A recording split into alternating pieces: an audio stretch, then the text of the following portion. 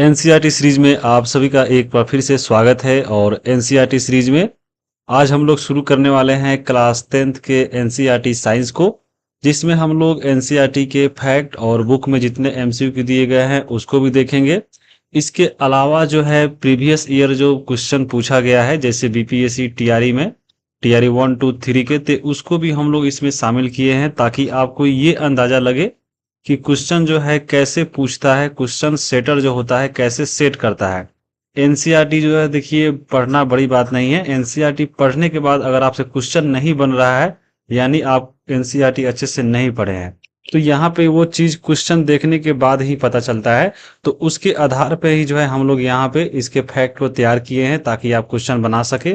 तो यह वीडियो आपके सभी एग्जामों के लिए बहुत इंपॉर्टेंट है, चाहे अगर आप कोई भी एग्जाम दे रहे हैं, कितना भी बड़ा और कितना भी छोटा, जहां पे साइंस से क्वेश्चन पूछता है यह वीडियो आपके लिए बहुत इंपॉर्टेंट है, क्योंकि इसमें जितने भी चैप्टर दिए गए हैं बहुत ही अधिक महत्वपूर्ण हैं। तो यहाँ पे आप चाहे यूपीएससी का प्रीलिम्स दे, चाहे किसी भी राज्य का पीसीएस जैसे आपके बीपीएससी हो गए, चाहे यूपी पीसीएस हो गए, चाहे आपके एसएससी रेलवे, चाहे जो भी एग्जाम हो, खास करके टीचिंग वाला एग्जाम है जैसे बीपीएससी का, क्योंकि हम लोग बीपीएससी के टीआरई को भी एग्जाम में टीआरई 1 2 3 क्वेश्चनों को शामिल किए हैं, तो ये बहुत इंपॉर्टेंट है उनके लिए। तो आप इस वीडियो में लास्ट तक जरूर बने रहिएगा। यहाँ पे आप देख सकते हैं यही जो है क्लास 10th के एनसीईआरटी का बुक है, और इसमें टोटल जो है 13 चैप्टर दिया गया है, जिसमें आपको इसी में आपका फिजिक्स है, इसी में केमिस्ट्री है और इसी में आपको बायोलॉजी है। यहाँ पे ये देख रहे हैं फिजिक्स केमिस्ट्री बायोलॉजी, ये सबका जो है 4 4 चैप्टर दिया गया है। जैसे यहाँ पे आप देख सकते हैं शुरू से पहला से लेकर जो चौथा अध्याय है ये आपका क्या है, तो केमिस्ट्री है। हम लोग एक एक करके सबको पढ़ेंगे। उसके बाद लिखिए 5 से लेकर 8 तक जो 4 चैप्टर है इसमें आपको जो है बायोलॉजी पढ़ना है, तो इसको भी हम लोग पढ़ेंगे। और उसके बाद देखिए 9 से लेकर 12 तक जो देख रहे हैं इसमें आपको फिजिक्स है, और वहीं अध्याय जो 13 है वो आपको ईवीएस है। तो ये बहुत इंपॉर्टेंट है। हम लोग सबसे पहले पहले अध्याय से शुरू करेंगे। पहला अध्याय है रासायनिक अभिक्रिया और समीकरण।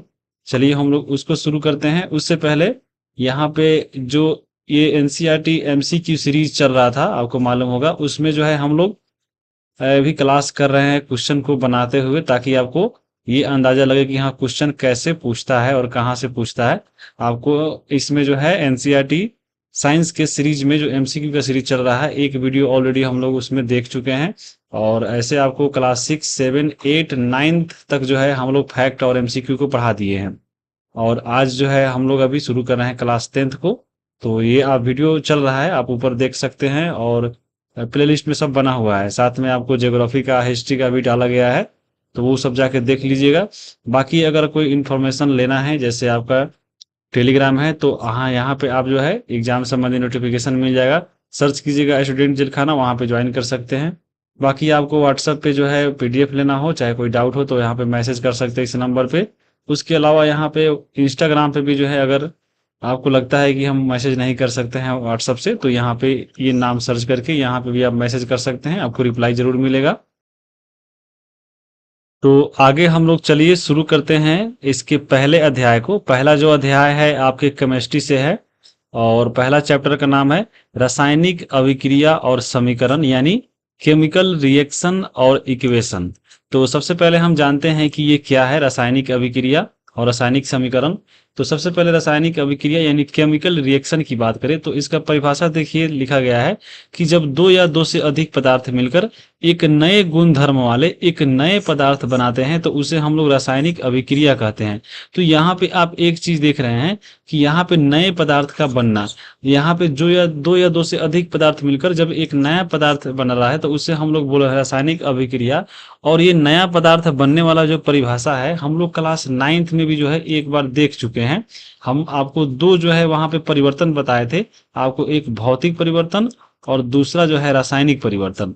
ये दोनों क्या होता है आपको मालूम होना चाहिए, और क्योंकि परिभाषा जो है रासायनिक अभिक्रिया का यहीं से निकलता है।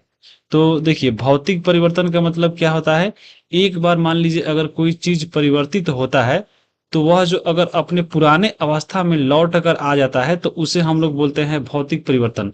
यानी एक बार कोई वस्तु अगर परिवर्तित होता है तो पुनः उसे हम लोग प्राप्त कर सकते हैं। तो पुनः अगर प्राप्त कर लेते हैं तो वह भौतिक परिवर्तन है, और इसे अगर हम पुनः प्राप्त नहीं कर सकते हैं वो आपको रासायनिक अभिक्रिया है। यानी इसमें जो है वस्तु फिर से प्राप्त नहीं हो रहा है अपने पुराने वाले अवस्था में, एक नया वस्तु बन रहा है। यानी यहाँ पे नया पदार्थ बन रहा है किसमें, तो आपको रासायनिक परिवर्तन में नया पदार्थ, क्योंकि पुराना पदार्थ अपने पुराने अवस्था में नहीं लौट रहा है, यानी नया पदार्थ बन रहा है किसमें, तो रासायनिक परिवर्तन में। और यही आपका रासायनिक जो परिवर्तन है वह रासायनिक अभिक्रिया कहलाता है। जैसे यहाँ पे आप देख सकते हैं एनसीईआरटी में दिया गया है, एक लाइन जब पढ़िएगा यहाँ पे कि कोई रासायनिक परिवर्तन होता है तो हम कह सकते हैं कि रासायनिक अभिक्रिया हुई है। यानी यहाँ पे रासायनिक परिवर्तन का होना यहाँ पे रासायनिक अभिक्रिया कहलाता है। तो यही चीज यहाँ पे दिया गया है, और यहाँ पे इसमें क्योंकि नया पदार्थ बनता है तो परिभाषा भी यही था, आप पढ़े हैं। जैसे यहाँ पे आप देख सकते हैं इसका उदाहरण भी दिया गया है कि आपको हाइड्रोजन और ऑक्सीजन मिलकर जो है यहाँ पे H2O यानी एक नया पदार्थ बनाया जिसको हम लोग जल बोल रहे हैं। यानी दो या दो से अधिक पदार्थ मिलकर एक नया पदार्थ यहाँ पे बनाया है, जिसका यहाँ पे गुण धर्म भी अलग है। जैसे यहाँ पे पहले हाइड्रोजन और ऑक्सीजन यहाँ पे गैस था, यहाँ पे आप देख रहे हैं एक जल बन गया है, ये दोनों मिलकर तो यहाँ पे एक नया पदार्थ बना। और ये आपका एक क्या हुआ, एक आपका ये रासायनिक परिवर्तन हुआ, और यही रासायनिक अभिक्रिया कहलाता है। तो बहुत सारा कुछ यहाँ पे उदाहरण भी जैसे दिया गया है, आप यहाँ पे देख सकते हैं। जैसे दिया गया है कि गर्मियों में कमरे के तापमान पे दूध को खुला छोड़ देना। आप देख रहे हैं कि अभी गर्मी का दिन है, अगर आप दूध छोड़ देते हैं रूम पर, देखिएगा कुछ देर के बाद फट जाता है। तो यहाँ पे क्या हुआ, आपको दूध फटकर दूसरा कुछ बदल गया, फिर वो जो आपका एक नया गुणधर्म वाला पदार्थ बन गया। फिर से जो है फटा हुआ दूध से हम लोग दूध की प्राप्ति नहीं कर सकते हैं। तो ये एक रासायनिक परिवर्तन है, और रासायनिक परिवर्तन ही रासायनिक अभिक्रिया कहलाता है। तो यहाँ पे उस प्रकार अगला है, देखिए लोहे का तवा या तसला या कील को अगर आर्द्र वायुमंडल में छोड़ देते हैं तो वो भी आपके क्या है, एक नया पदार्थ बना लेता है। जैसे देखिएगा लोहा को जहाँ पे नमी वाला है, जहाँ पे पानी का अंश है, उसको वहां पे रख दीजिएगा तो उसमें आपको बीजी पकड़ लेता है भूरा कलर का, तो वहां पे भी एक नया पदार्थ बन गया। तो ये भी आपके रासायनिक परिवर्तन है। तो और ये रासायनिक अभिक्रिया हो गया। अंगूर का किण्वन हो जाता है। देखिए अंगूर से जो है हम लोग यहाँ पे शराब बनाते हैं, अल्कोहल बनाते हैं। तो अल्कोहल बना, तो यहाँ पे फिर अल्कोहल से हम लोग अंगूर नहीं प्राप्त कर सकते हैं, तो रासायनिक परिवर्तन है, नया पदार्थ बन गया, तो ये रासायनिक अभिक्रिया हो गया। भोजन पकाया था, देखिए आप भोजन पकाते हैं, आप जो है दूध से पनीर बना लीजिए, पनीर से दूध फिर नहीं बनेगा। तो यहाँ पे भोजन को पकाना एक नया पदार्थ बना रहा है, नया गुणधर्म वाला पदार्थ बन रहा है, तो ये भी एक रासायनिक परिवर्तन हो गया, तो रासायनिक अभिक्रिया हो जाएगा। हमारा शरीर भोजन को पचा लेता है, देखिएगा हम लोग कुछ भी खाते हैं पच के दूसरा पदार्थ बन जाता है, नया पदार्थ बन गया। हम सांस लेते हैं, देखिए सांस ले रहे हैं हम लोग, ऑक्सीजन छोड़ रहे हैं, आपके नया पदार्थ कार्बन डाइऑक्साइड। तो ये सब क्या है, आपको इसमें नया पदार्थ बन रहा है, नया गुण धर्म वाला, तो ये रासायनिक अभिक्रिया कहलाता है। यही यहाँ पे लिखा गया है कि इन सभी परिस्थितियों में प्रारंभिक वस्तु की प्रकृति पहचान कुछ न कुछ बदल जाती है। और यहाँ पे पदार्थ के भौतिक और रासायनिक परिवर्तनों के बारे में हम पीछे पढ़ चुके हैं, और यहाँ पे जो परिवर्तन हो रहा है तो नया पदार्थ बन रहा है, यानी रासायनिक परिवर्तन हो रहा है, और रासायनिक परिवर्तन ही जो है रासायनिक अभिक्रिया, यहाँ से इसका परिभाषा निकलता है। तो अब यहाँ पे आप लोग जो है रासायनिक अभिक्रिया आपको समझ में आया होगा।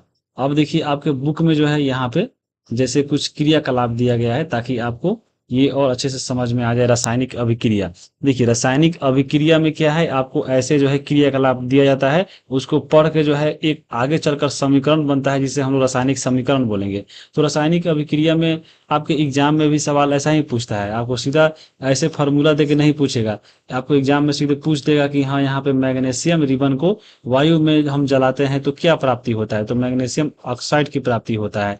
बाकी इसमें देखिए अब ये पूरा क्रियाकलाप दिया है कि कैसे कैसे हम लोग जलाएंगे। जैसे देखिए लिखा गया है कि लगभग 3 से 4 सेंटीमीटर लंबा जो है एक मैग्नीशियम का रिबन लेंगे, हम उसको हम रेगमाल से साफ करेंगे। रेगमाल से इसलिए साफ करेंगे क्योंकि जो मैग्नीशियम का फीता है पहले ही वायुमंडल में, उस पे जो है और ऑक्सीजन का चाहे वायुमंडल में जो भी गैस है उसको वहां पे परत जम गया है, तो उसको हम साफ कर लेंगे अच्छे से। फिर उसको जो है एक चिमटा से पकड़ कर यहाँ पे बर्नर से उसको जलाएंगे। जैसे देखिए चिमटा से पकड़ कर यहाँ पे जो है जो मैग्नीशियम का फीता था बर्नर से जलाया जा रहा है। जब हम उसको जलाएंगे तो बहुत तेजी से जलता है, यानी उसमें से जो है बहुत तेज से उष्मा निकलता है और जलकर जो है राख बन के फिर यहाँ पे देख रहे हैं एक यहाँ पे शीशा का गिलास है जिसमें गिर जा रहा है। शीशा का गिलास को ही जो है वाश गिलास बोला है, जिसको हम लोग कहीं कहीं चाइना डिश पढ़ेंगे। तो चाइना डिश वही हुआ, वाच गिलास वही हुआ, शीशा का गिलास यही हुआ।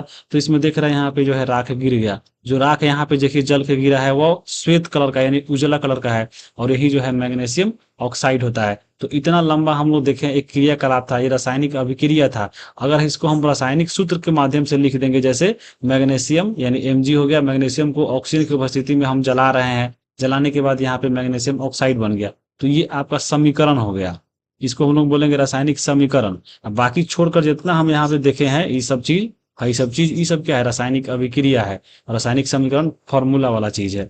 तो इसको आप देख लिए, एग्जाम में ऐसा ही पूछता है कि मैग्नीशियम रिबन को वायु में अगर दहन कराया तो क्या बन रहा है, तो मैग्नीशियम ऑक्साइड बनता है। इसी को फॉर्मूला से लिखेंगे तो हम लोग मैग्नीशियम, क्योंकि जल रहा है आपको तो जलने के लिए ऑक्सीजन चाहिए, तो O2 और यहाँ पे नया पदार्थ बना इसकी अभिक्रिया करके तो बना क्या, तो आपको Mg यानी मैग्नीशियम ऑक्साइड। तो ये समीकरण हो गया और वो अभिक्रिया था।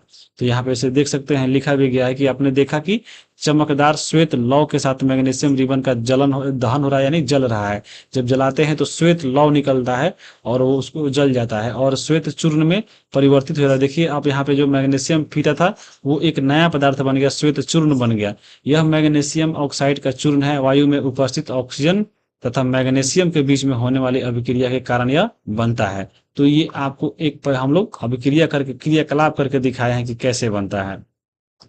अब देखिए जब रासायनिक अभिक्रिया होता है तो उसमें जो है पहले वाले अवस्था से नया अवस्था में चीज बन रहा है तो वहां पे कुछ परिवर्तन होता है, जैसे अवस्था में परिवर्तन। जैसे यहाँ पे आप देखे हैं कि हाँ एक रिबन का फीता था, तो रिबन का देखे हैं फीता आपको दूसरा जैसा था और इसको जब हम जलाए हैं तो ये एक राख बन गया है। यानी इसके यहाँ पे देख रहे हैं अवस्था में परिवर्तन होता है। बहुत सारा ऐसा ऐसा आएगा, जिससे पानी को है तो पानी को हम बदल के तो दूसरा कुछ गैस बना देंगे तो उसका अवस्था बदल गया।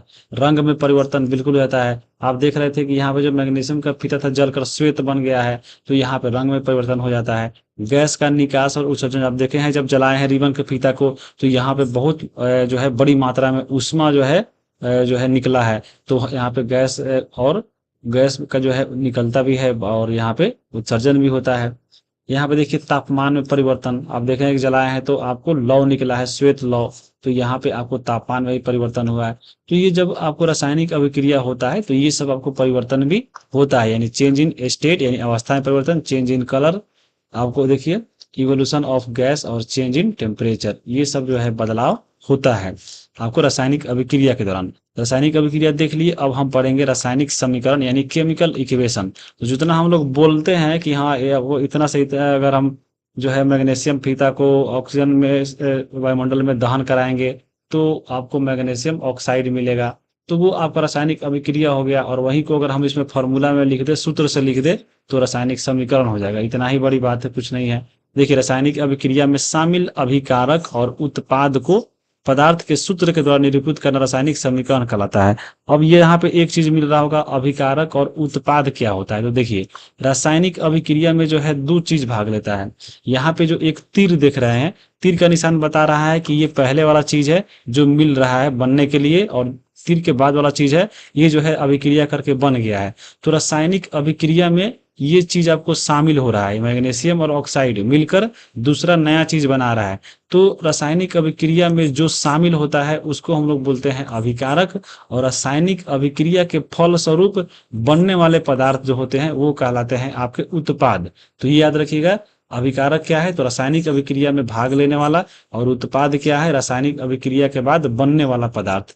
तो इसको हम लोग बोलते हैं अभिकारक और उत्पाद। तो इसी अभिकारक और उत्पाद को अगर हम सूत्र के माध्यम से लिखते हैं, जैसे यहाँ पे मैग्नीशियम और ऑक्सीजन क्या है, ये आपको रासायनिक अभिक्रिया में भाग ले रहे हैं, इसको हम सूत्र के माध्यम से निरूपित किए। मैग्नीशियम को Mg लिख दिए, ऑक्सीजन को O2 लिख दिए, तो ये आपका अभिकारक हो गया। जब अभिक्रिया हुआ तो यहाँ पे मैग्नीशियम ऑक्साइड बन गया, इसको हम लोग यहाँ पे अगर सूत्र के माध्यम से लिखेंगे तो MgO हो गया, तो ये आपके उत्पाद हो गया। तो यहाँ पे आप समझ लिए, और इसको सूत्र के माध्यम से लिख दिए तो ये रासायनिक समीकरण हो गया।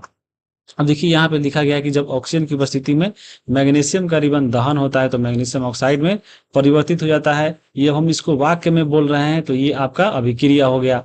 देखिए वाक्य के रूप में किसी रासायनिक अभिक्रिया का विवरण बहुत लंबा हो जाता है, इसलिए संक्षिप्त रूप में लिखा जाता है। इसे शब्द समीकरण के रूप में लिखना सबसे सरलतम विधि है, क्योंकि शॉर्टकट में इसको लिखेंगे ताकि समझना आसान हो।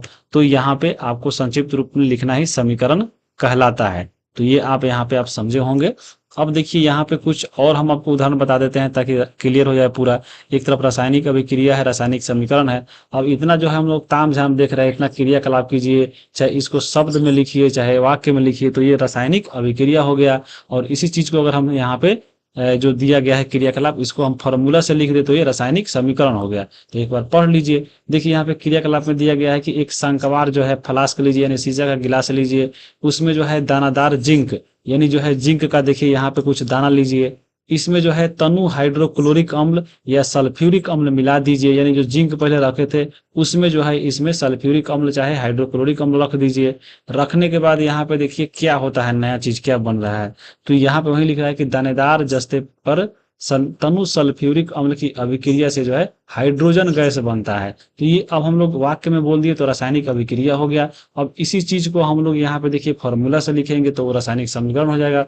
जैसे बोला था कि हाँ दानादार जस्ते पर यानी जिंक पे या तो आप हाइड्रोक्लोरिक अम्ल रखिए, तो पहले हम HCl रखेंगे। तो यहाँ पे देखिए अभिक्रिया अभिकारक आपको दो मिल गया, अभी अभिक्रिया करेगा तो जेडन जो है यहाँ पे Cl से अभिक्रिया करता है, तो यहाँ पे जिंक क्लोराइड बन गया और H2 एक नया जो है कि यहाँ पे गैस का निर्माण हुआ। तो यही पूछा था।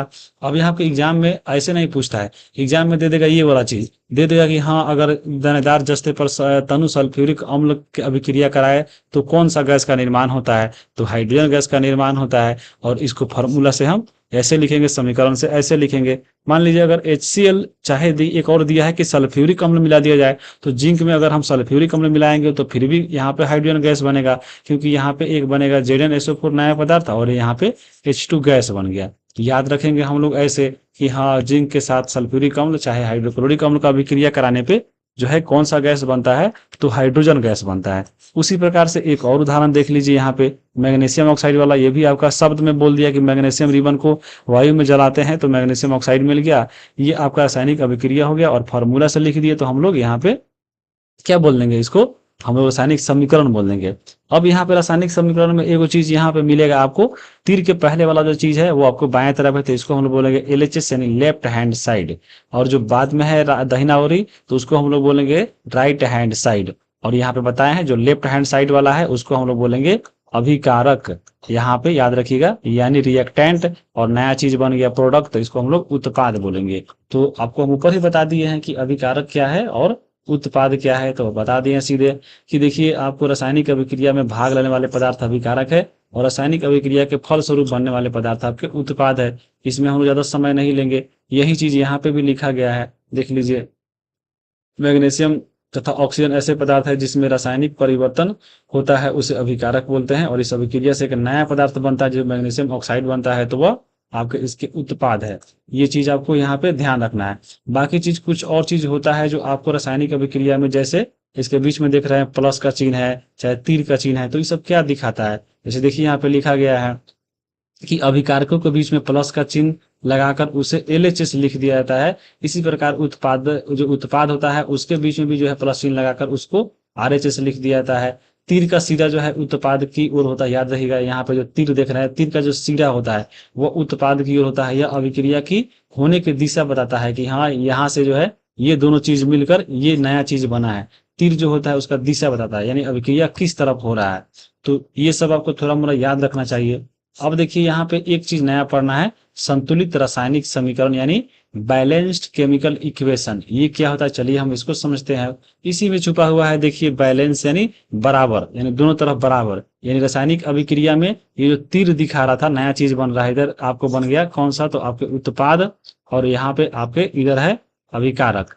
तो यहाँ पे अभिकारक और यहाँ पे जो उत्पाद है ये दोनों बराबर है कि नहीं। यानी मान लीजिए आपका उत्पादक में जो है जितना परमाणु है, मान लीजिए इसमें 10 kg का जो है सामान है, तो आपको हम बदलेंगे तो भी 10 kg में ही बदलेगा। मान लीजिए इसमें कोई परमाणु है अगर 3 परमाणु है तो इसमें भी एक जो है 3 परमाणु होगा। तो परमाणु की संख्या बराबर हो या उसके द्रव्यमान बराबर हो तो वही कहलाता है रासायनिक समीकरण, यानी रासायनिक बैलेंस्ड केमिकल इक्वेशन, यानी संतुलित रासायनिक समीकरण। तो क्योंकि इसमें द्रव्यमान का बात आता है तो ये द्रव्यमान संरक्षण नियम के आधारित पे है। तो एग्जाम में सीधा पूछ लेगा एक लाइन कि हाँ, जो हम लोग बैलेंस्ड करते हैं केमिकल इक्वेशन को तो किसके आधार पे होता है, तो द्रव्यमान संरक्षण नियम पे वह आपको आधारित होता है। और द्रव्यमान संरक्षण का जो नियम है हम लोग 9th क्लास में पढ़े थे, और क्या उसका होता है कि किसी भी रासायनिक अभिक्रिया में द्रव्यमान का न तो निर्माण होता है और न ही यहाँ पे विनाश होता है। अर्थात किसी भी रासायनिक अभिक्रिया के उत्पाद तत्वों का कुल द्रव्यमान अभिकारक तत्वों के कुल द्रव्यमान के बराबर होता है। ये चीजें आपको याद रखना है। और दूसरे शब्दों में देखिए लिखा गया रासायनिक अभिक्रिया के पहले और उसके पश्चात प्रत्येक तत्वों के परमाणुओं की संख्या यहाँ पे समान रहती है। या तो आपको कुल द्रव्यमान या आपके परमाणु की संख्या, ये दोनों यहाँ पे बराबर रहेगा। मान लीजिए जैसे आप अभी पढ़े हैं Mg और ऑक्सीजन से अभिक्रिया करके यहाँ पे बनाया है MgO, नया पदार्थ बन गया। अब इसको अगर हम यहाँ पे समीकरण करें तो कैसे बनेगा, संतुलित समीकरण करें तो यहाँ पे देखिए कुल द्रव्यमान यहाँ बराबर होना चाहिए और यहाँ पे परमाणु की संख्या भी जो है बराबर होना चाहिए। तो देखिए यहाँ पे अगर अभिकारक में हम देखें तो मैग्नीशियम इधर 1 है, यहाँ पे ऑक्सीजन 2 है। और वहीं अगर नया पदार्थ जब बन गया है तो यहाँ पे देखिए मैग्नीशियम 1 ठीक है, यहाँ पे Mg 1 था, ऑक्सीजन यहाँ पे 1 है लेकिन पहले 2 था, तो इसको भी हम 2 बनाएंगे। तो 2 कैसे बनेगा, इसमें जो है हम 2 से गुना करेंगे। तो देखिए 2 Mg बन गया और 2 ऑक्सीजन बन गया। यहाँ पे आप देख रहे हैं 2 ऑक्सीजन बन गया और यहाँ के इधर देख रहे हैं अब 1 ही है, तो इसको भी हम 2 से गुना कर देंगे। तो देखिए आपको 2 मैग्नीशियम और 2 ऑक्सीजन इधर हो गया और अभिकारक जो उत्पाद नया चीज बना है तो 2 Mg इधर भी हो गया और 2 ऑक्सीजन उधर भी हो गया। तो यहाँ पे दोनों तरफ परमाणु की संख्या क्या हो गया, समान हो गया। तो ये आपको कौन सा समीकरण हो गया, ये हम इसको बोलेंगे संतुलित रासायनिक समीकरण। अगर कोई समीकरण अगर नहीं हुआ है आपको संतुलित तो उसको हम लोग बोलते हैं कंकाली समीकरण, उसको भी हम लोग आगे यहाँ पे देख लेंगे। तो यहाँ पे कुछ उदाहरण दिया गया, चलिए सबसे पहले हम इसको देखते हैं कि ये आपको रासायनिक संतुलित समीकरण है कि नहीं। जैसे यहाँ पे आप देखिए ये उदाहरण है, बुक में सीखिएगा कि हाँ कैसे होता है, आपको तो दिमाग खराब हो जाएगा कि हाँ कैसे कैसे दे दिया है। हम इसको आसानी भाषा में समझेंगे। देखिए यहाँ पे जो है पहला है कि जिंक और सल्फ्यूरिक अम्ल को जो है अभिक्रिया करने के बाद जिंक सल्फेट और हाइड्रोजन जो है गैस बन रहा है। ऊपर आपको अब देखे हैं कि आपको दानेदार जिंक में जब सल्फ्यूरिक अम्ल मिलाते हैं तो कौन सा गैस बनता है, हाइड्रोजन बनता है और आपको जिंक सल्फेट बनता है। इसी को हम रासायनिक समीकरण के रूप में लिखे तो Zn प्लस H2SO4 या जो है प्रतिक्रिया करके बना रहा है ZnSO4 और हाइड्रोजन गैस। अब हम इसमें देखेंगे कि हाँ ये आपको रासायनिक समीकरण संतुलित है कि नहीं। तो यहाँ पे अभी हम बताए हैं कि दोनों तरफ यानी तीर के पहले यानी अभिकारक में और उत्पादक में मिलाएंगे कि परमाणु की संख्या बराबर है कि नहीं। तो यहाँ पे हम जिंक देखेंगे कितना है, 1 है। यहाँ पे देखिए जिंक 1 है। देखिए यहाँ पे हाइड्रोजन आपका कितना है, 2 है। और यहाँ पे जो आपका सल्फर है कितना है, 1 है। ऑक्सीजन कितना है आपका, ये 4 है। अब यही चीज इधर मिलाएंगे, अब इधर चीज मिलाएंगे आपको देखिएगा Zn कितना है, 1 है। पहले भी 1 था अभी भी 1 है। हाइड्रोजन पहले 2 था, हाइड्रोजन अभी भी 2 है। देखिए यहाँ पे सल्फर 1 था अभी भी सल्फर 1 है।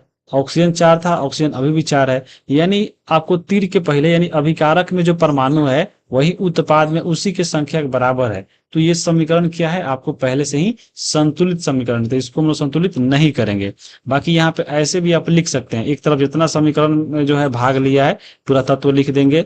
यहाँ पे जो है तीर का निशान के पहले जो होता है अभिकारक, तो अभिकारक में कितना परमाणु है वो लिख देंगे, उत्पाद में कितना है वो लिख देंगे। अगर ये दोनों बराबर हो गया तो उसको हम लोग क्या बोलेंगे कि यह आपका जो है समीकरण है संतुलित है, यानी इसे संतुलित रासायनिक समीकरण बोलेंगे। अब एक और उदाहरण देखिए यहाँ पे, ये देखिए ये आपके बुक में भी दिया गया है। जैसे देखिए आपका फेरस है और साथ में आपको जो है H2O जल है, अभिक्रिया करके Fe3O4 और हाइड्रोजन गैस इसमें भी बन रहा है। तो यहाँ पे अब इसको जो है हम लोग क्या करेंगे, संतुलित करेंगे। संतुलित करने का तरीका आपको हम बताए हैं कि सबसे पहले यहाँ पे देखेंगे बायां तरफ में, यहाँ पे Fe कितना है, 1 है। अब देखिए Fe 1 है और अभी हम उत्पाद में देखो तो यहाँ पे Fe कितना है, 3 है। तो यहाँ पे हम भी इसको 3 करेंगे, तो 3 से गुना कर देंगे तो देखिए दोनों तरफ 3 3 Fe हो गया। तो देखिए 3 Fe और 3 Fe यहाँ पे हो गया। अब हम यहाँ पे आएंगे हाइड्रोजन, देखिए हाइड्रोजन इधर 2 है और यहाँ पे हाइड्रोजन 2 है, तो ये बराबर है। ऑक्सीजन देखिएगा यहाँ पे 4 है और यहाँ पे ऑक्सीजन आपका एक ही है, तो यहाँ पे इसमें हम 4 से गुना करेंगे। देखिए 4 से गुना कर देंगे तो आपका 4 ऑक्सीजन हो गया, लेकिन जो हाइड्रोजन था वह 4 दूना 8 हो गया। तो यहाँ पे भी जो है 4 से हम कर देंगे तो 4 दूना 8 हो जाएगा। अब देखिए ये आपका क्या हो गया, ये जो है आपका समीकरण संतुलित हो गया, यानी दोनों तरफ जो है परमाणु की संख्या बराबर हो गया। अगर यही जो है पहले वाला जो इसमें था यानी ये वाला अगर ये संतुलित नहीं है तो इसको हम लोग बोलते हैं कंकाली रासायनिक समीकरण, यानी एस्केलेटन केमिकल इक्वेशन, यानी नॉट बैलेंस, यानी बराबर नहीं है तो उसको हम लोग बोलेंगे क्या, कंकाली रासायनिक समीकरण। और वहीं इसको अगर हम जो है संतुलित कर दे तो उसको हम लोग बोलते हैं संतुलित रासायनिक समीकरण, जैसे यहाँ पे आप दिखा दिए हैं। अब देखिए यहाँ पे जो है कुछ समीकरण दिए गए हैं, उसको यहाँ पे जो है हम लोग संतुलित करेंगे, कैसे कैसे होता है। जैसे पहला देखिए, पहला यहाँ पे देखिए दिया गया कि हाइड्रोजन और क्लोरीन जो है अभिक्रिया करके हाइड्रोजन क्लोराइड बना रहा है। पहला आप देखिए हाइड्रोजन और क्लोरीन अभिक्रिया किया और HCl बनाया। अब इसमें हम लोग कैसे करें कि आपको ये संतुलित हो जाए, तो सबसे पहले देखिए इसमें देखिए हाइड्रोजन 2 है यहाँ पे और क्लोरीन भी 2 है, लेकिन यहाँ पे देखिए उत्पाद में क्या है, एक ही हाइड्रोजन है और एक ही क्लोरीन है। तो इसको हम 2 से गुना कर देंगे तो देखिए दोनों तरफ 2 हाइड्रोजन हो गया और दोनों तरफ आपके 2 क्लोरीन हो गया। तो पहला आपका क्या हो गया, संतुलित हो गया। तो ऐसे इसमें करना है। उसके बाद देखिए 2 नंबर है, बेरियम क्लोराइड और एल्युमिनियम सल्फेट मिलकर बेरियम सल्फेट और एल्युमिनियम क्लोराइड बना रहा है। तो इसको हम लोग करेंगे तो ये कैसे होगा, यहाँ पे आप देख सकते हैं कि बेरियम कितना है आपका 1 है, क्लोरीन कितना है 2 है। इधर जब आइएगा तो देखिए आपका ये जो सबसे पहले इस फार्मूला में जो है एक चीज छूट गया था, ये देखिए ये Al2SO4 का होल थरायस होगा। अब हम लोग इसको संतुलित करते हैं। आइए अब देखिए यहाँ पे बेरियम इधर 1 है, अब हम लोग देखेंगे बेरियम इधर भी 1 है तो ये ठीक है, इसको भी हम छोड़ देंगे। बाकी देखिए यहाँ पे क्लोरीन कितना है, इधर आपका 2 है और इधर आइए क्लोरीन यहाँ पे देखिए 3 है। तो यहाँ पे अब हम लोग इसमें भी छेड़छाड़ करना पड़ेगा, लेकिन इसके आगे वाला देखने के बाद जैसे देखिए एल्युमिनियम कितना यहाँ पे 2 है और एल्युमिनियम यहाँ पे कितना है 1 ही है। तो इसको हम 2 से गुना करेंगे तो देखिए दोनों तरफ 2 एल्युमिनियम हो गया, लेकिन क्लोरीन यहाँ पे देखिए 2 तिहाई 6 हो गया, आपको यहाँ पे क्लोरीन 6 हो गया। अब यहाँ पे क्लोरीन कितना था आपका, क्लोरीन 2 ही था। तो इसको भी हम 6 करने के लिए 3 से गुना करना पड़ेगा। 3 दूना 6, देखिए क्लोरीन भी दोनों तरफ 6 हो गया, एल्युमिनियम भी आपको दोनों तरफ 2 हो गया। लेकिन यहाँ पे 3 से गुना किए हैं तो बेरियम अब 3 हो गया, इधर 1 ही था तो 3 से इधर भी गुना कर देंगे तो देखिए बेरियम भी 3 हो गया दोनों तरफ। अब बच गया यहाँ पे आपका SO4, यहाँ पे देखिए SO4 देखिए 3 है और यहाँ पे आपका SO4 भी जो है 3 हो गया, क्योंकि 3 से हम गुना कर दिए तो ये आपका समीकरण संतुलित हो गया। तो इस प्रकार से इसको हम संतुलित करेंगे। तीसरा नंबर देखिए आपको है सोडियम जल से अभिक्रिया करके सोडियम हाइड्रोक्साइड और हाइड्रोजन गैस बना रहा है। तो देखिए आपका पहला में देखिए सोडियम 1 है और इधर भी सोडियम 1 है, छोड़ देंगे। अब देखिए हाइड्रोजन इधर 2 है और इधर हाइड्रोजन देखिए 2 यहाँ पे है और एक यहाँ पे है 3 है। तो इसमें भी हम लोग छेड़छाड़ करेंगे, लेकिन अगला देखने के बाद। जैसे देखिए यहाँ पे ऑक्सीजन कितना है 1 है और इधर ऑक्सीजन कितना है, यहाँ पे देख सकते हैं ऑक्सीजन इधर भी 1 है। अब हाइड्रोजन का बात रह गया, तो हाइड्रोजन में देखिए मान लीजिए इसमें अगर हम गुना करते हैं 2 से तो देखिए आपका हाइड्रोजन इधर 4 हो गया, 2 दूना 4 और इधर हाइड्रोजन कितना है आपका, इधर देखिए हाइड्रोजन आपका कितना है, इधर 3 ही है, मतलब कि इधर 4 हो गया। तो अब इसको हम कैसे करेंगे, इधर 2 से गुना कर देंगे इसमें तो देखिए 2 हाइड्रोजन इधर भी हो गया और 2 हाइड्रोजन यहाँ पे, 4 हाइड्रोजन हो गया, 4 हाइड्रोजन यहाँ पे हो गया। लेकिन अब देखिए गुना किए हैं इसमें तो 2 सोडियम हो गया है, जबकि इधर 1 ही है। तो इधर हम 2 से गुना कर देंगे तो आप अब मिलाइए, 2 सोडियम हो गया, 2 सोडियम इधर भी हो गया, आपका 4 हाइड्रोजन इधर भी 4 हाइड्रोजन हो गया 2 और 2 इधर, ऑक्सीजन इसमें 2 है और ऑक्सीजन भी इसमें भी अब 2 हो गया। तो ये आपका संतुलित समीकरण हो गया। तो इस प्रकार से हम लोग करेंगे, बाकी यहाँ पे बुक में भी दिया गया है, बाकी चीज आप कर सकते हैं।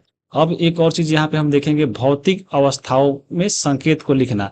जब हम लोग रासायनिक अभिक्रिया करते हैं तो वहां पे देखिए बहुत सारा चीज रहता है, जैसे हम जल लिख रहे हैं H2O, तो यहाँ पे हम लोग इसको आसानी भाषा समझने के लिए हम लोग यहाँ पे जल को लिक्विड लिख देते हैं ताकि समझ जाए। अगर हम क्लोरीन लिखे चाहे हाइड्रोजन लिखे तो वहां पे हम लोग G का मान दे देंगे कि यह गैस है।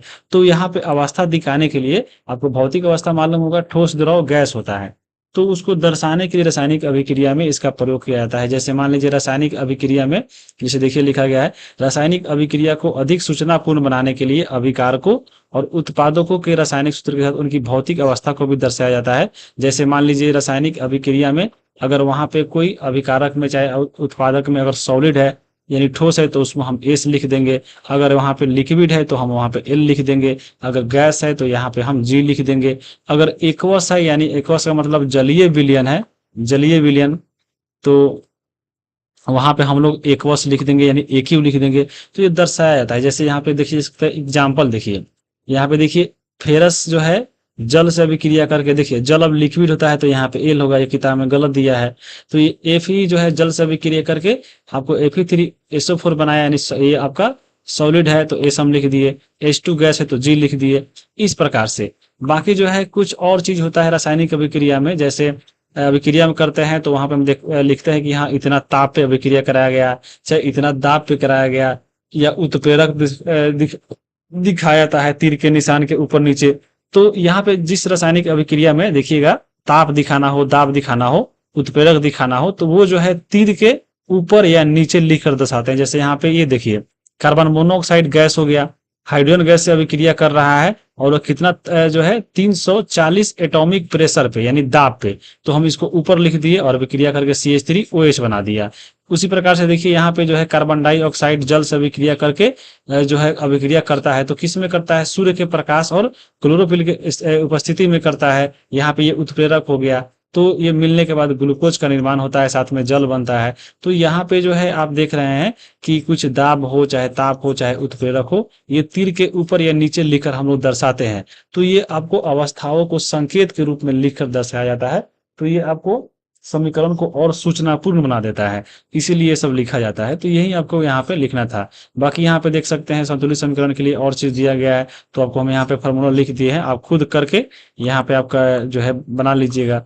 अब देखिए यहाँ पे हम लोग अब पढ़ेंगे रासायनिक अभिक्रिया के प्रकार, कि कौन कौन से जो है रासायनिक अभिक्रिया होते हैं। ठीक है, अब इसको चलिए देखते हैं। टाइप ऑफ केमिकल रिएक्शन, तो ये 4 तरह के आपको होते हैं। पहला इसमें है संयोजन यानी कॉम्बिनेशन, ये बना है कंबाइन से, यानी 2 या 2 से अधिक पदार्थ मिलकर एक पदार्थ बनाते हैं, तो उसको हम लोग बोलते हैं संयोजन अभिक्रिया। उस प्रकार देखिए वियोजन, यानी टूट कर यहाँ पे अलग अलग बिखर जाना, यानी एक जो चीज है टूट कर अलग अलग पदार्थ बन गया, तो उसको हम लोग बोलते हैं वियोजन। उसमें जो है अगला है विस्थापन यानी डिस्प्लेसमेंट, यानी जो है पहला जो है दूसरे व्यक्ति को हटाकर उसकी जगह पर बैठ जाएगा, तो इसको बोलते हैं विस्थापन। और द्विविस्थापन है इसी प्रकार का जिसमें डबल विस्थापन होता है, तो इसको बोलते हैं डबल डिस्प्लेसमेंट रिएक्शन। अब एक एक करके जो है हम लोग यहाँ पे पढ़ने वाले हैं। उससे पहले यहाँ पे रासायनिक अभिक्रिया के बारे में कुछ जरूरी चीज है, चलिए हम यहाँ पे पढ़ लेते हैं। देखिए लिखा गया है कि रासायनिक क्रिया के समय किसी एक तत्व का परमाणु दूसरे तत्व के परमाणु में नहीं बदलता है, न तो कोई परमाणु मिश्रण से बाहर जाता है और न ही मिश्रण से बाहर आता है। वास्तव में रासायनिक अभिक्रिया में परमाणुओं के आपसी आबंध टूटने और जुड़ने से जो है नए पदार्थ का निर्माण होता है। यानी यहाँ पे जो है मान लीजिए अगर कोई रासायनिक अभिक्रिया हो रहा है, तो जो परमाणु इधर भाग लिया है वही परमाणु से इधर जो है आपका कोई नया पदार्थ बनेगा। नया पदार्थ बनने में भले ये हो सकता है कि जो आपके रासायनिक अभिक्रिया का जो परमाणु था उसके बीच में जो आपसी बॉन्ड है वो बॉन्ड टूटने से या जुड़ने से नया पदार्थ बनेगा, न कि परमाणु के बदलने से। जो परमाणु रहेगा वही बनेगा। यानी मान लीजिए रासायनिक अभिक्रिया में यहाँ पे जैसे फेरस है, तो यहाँ पे आपको फेरस है, इधर देखिए फेरस है, यहाँ पे आपको हाइड्रोजन है और ऑक्सीजन है, तो 3 परमाणु आप देख लिए, फेरस, हाइड्रोजन और ऑक्सीजन, और यही तीनों चीज से जो है मिलकर ही अगला उत्पाद बनेगा। यानी परमाणु जो है रासायनिक अभिक्रिया में नहीं बदलता है, जो अभिकारक में होता है वही आपको उत्पाद में होता है, वो बदलता नहीं है। भले वो उसका जो आपस में जो बंधन है, जिस बंधन से जुड़ा हुआ है, जैसे हाइड्रोजन है आपको H2O है, तो इसके बीच में एक बॉन्ड है जो इसको दोनों को बांध के रखा है, भले ये टूट सकता है या नया जुड़ सकता है, इससे जो है नया पदार्थ बनेगा, लेकिन हाइड्रोजन चेंज नहीं होगा, ऑक्सीजन चेंज नहीं होगा, जो पहले है वही आपको बाद में बनेगा। तो ये चीजें आपको ध्यान में रखिएगा थोड़ा, जो चीज आपको समीकरण में रहेगा विकारक में, उसी परमाणु से नया पदार्थ बनेगा, यहाँ पे याद रखना है। अब हम पहला इसमें देखेंगे संयोजन अभिक्रिया यानी कॉम्बिनेशन रिएक्शन। देखिए इसी में लिखा हुआ है कंबाइन, कंबाइन से ही बना है कॉम्बिनेशन यानी संयोजन।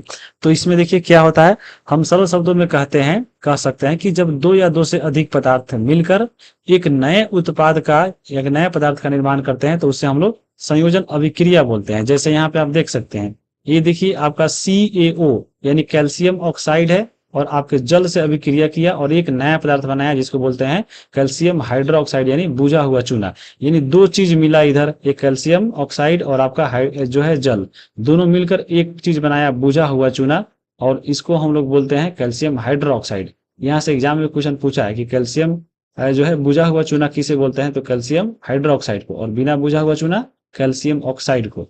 तो ये आपको याद रखिएगा। अब देखिए एग्जाम्पल भी एग्जाम में क्वेश्चन पूछा था टीआर 3 के टीजीटी में कि निम्नलिखित में से कौन सी जो है संयोजन प्रतिक्रिया है यानी कॉम्बिनेशन रिएक्शन है। तो भी आप पढ़े हैं कि कॉम्बिनेशन यानी कंबाइन होकर एक पदार्थ बने। जैसे पहला ऑप्शन देखिए, इसमें दिया गया है कि मैग्नीशियम ऑक्साइड और जल दोनों मिलकर मैग्नीशियम हाइड्रोक्साइड बना दिया, यानी दो चीज मिला और यहाँ पे एक चीज बन गया, तो ये भी आपका सही है। दूसरा ऑप्शन देखिए आपका एल्युमिनियम और जो है ऑक्सीजन दोनों अलग अलग पदार्थ है, मिलकर एक पदार्थ बना दिया, तो ये भी इसका उदाहरण है। सी नंबर देखिए आपका इधर एक पदार्थ है और ये टूट कर दो पदार्थ बना दिया है, तो ये उल्टा हो गया, यानी ये आपका एक वियोजन हो गया, यानी अपघटन हो गया इसका, तो ये अपघटन अभिक्रिया है। यहाँ पे हम लोग पढ़ रहे हैं संयोजन अभिक्रिया यानी कॉम्बिनेशन वाला, तो यहाँ पे पहला और दूसरा ए और बी है संयोजन अभिक्रिया, तो यहाँ पे एक से अधिक आंसर होगा, ऑप्शन नंबर डी इसका होगा। ये आपको एग्जाम में पूछा हुआ सवाल है, तो यहाँ पे ये आपको याद रखना है, ठीक है। अब यहाँ पे देखिए जो हम फॉर्मूला यहाँ पे पढ़े हैं, ये वाला रासायनिक समीकरण, इसी को जो है यहाँ पे देखिए लिखा गया है, आपको प्रयोग क्रियाकलाप करके दर्शाया गया है। और यहाँ पे ये चीज याद रखिएगा कि बुझा हुआ चूना यानी को हम बोलेंगे सिलेक्ट लाइम, और यहाँ पे जो बिना बुझा हुआ चूना है उसको हम बोलेंगे क्विक लाइम। पानी अगर मिल गया तो बुझा हुआ चूना, पानी नहीं मिला हुआ है तो बिना बुझा हुआ चूना। अब यहीं पे जो है ये चीज आपको क्रियाकलाप में दर्शाना है।